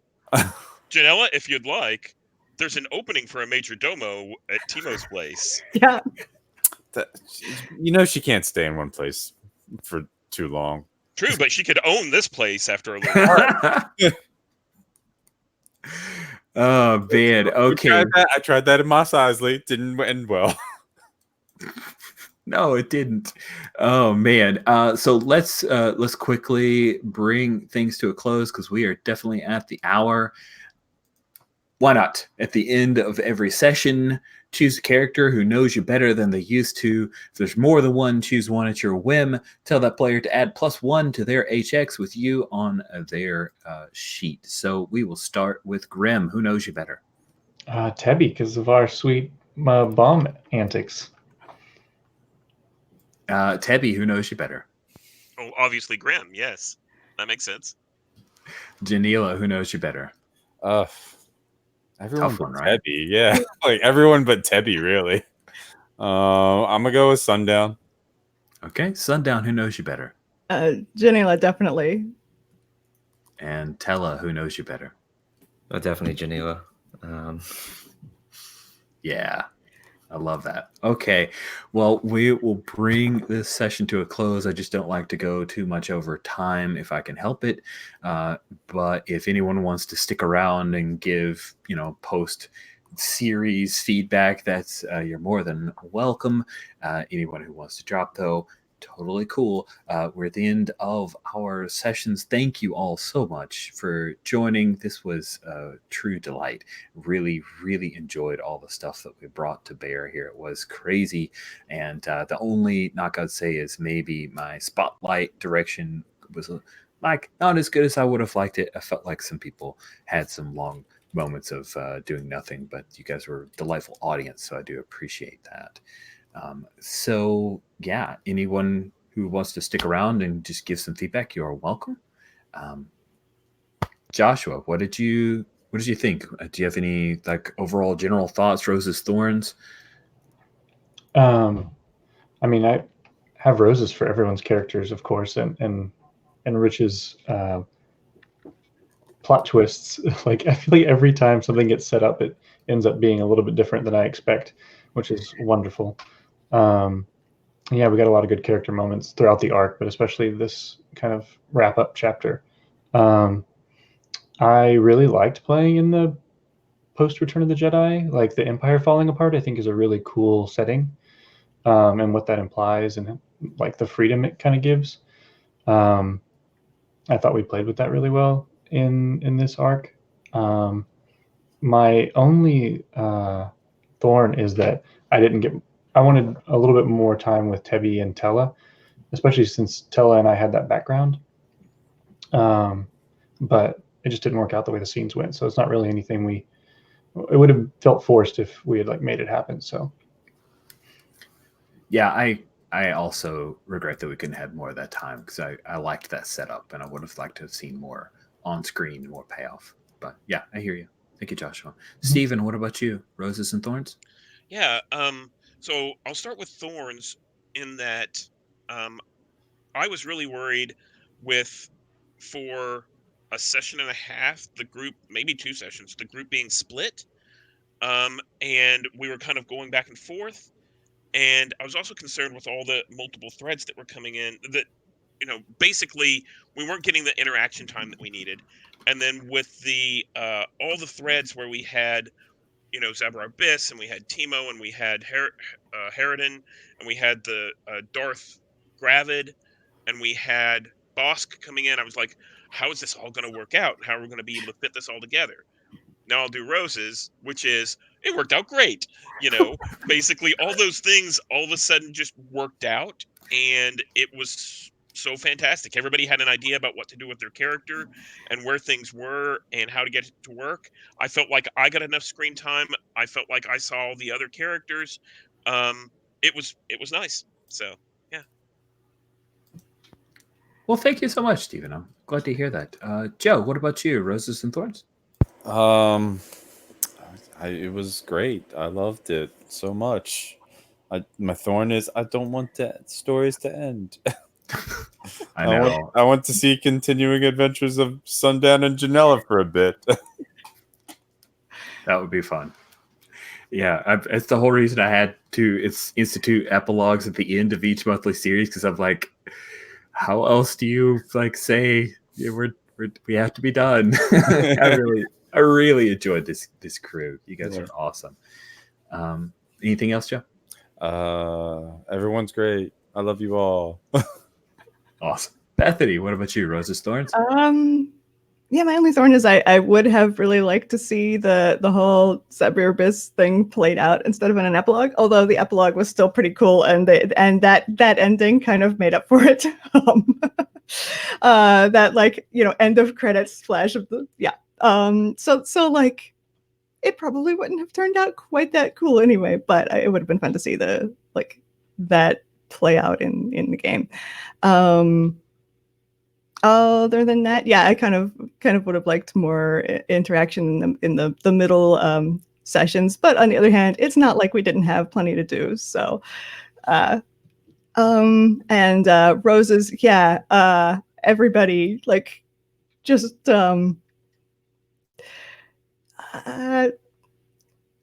everybody just like completely jumped in with both feet, especially this session, and like did things with very little regard for the fact that, oh, this is the last session, we should probably wrap up. No, let's just complicate this thing even more.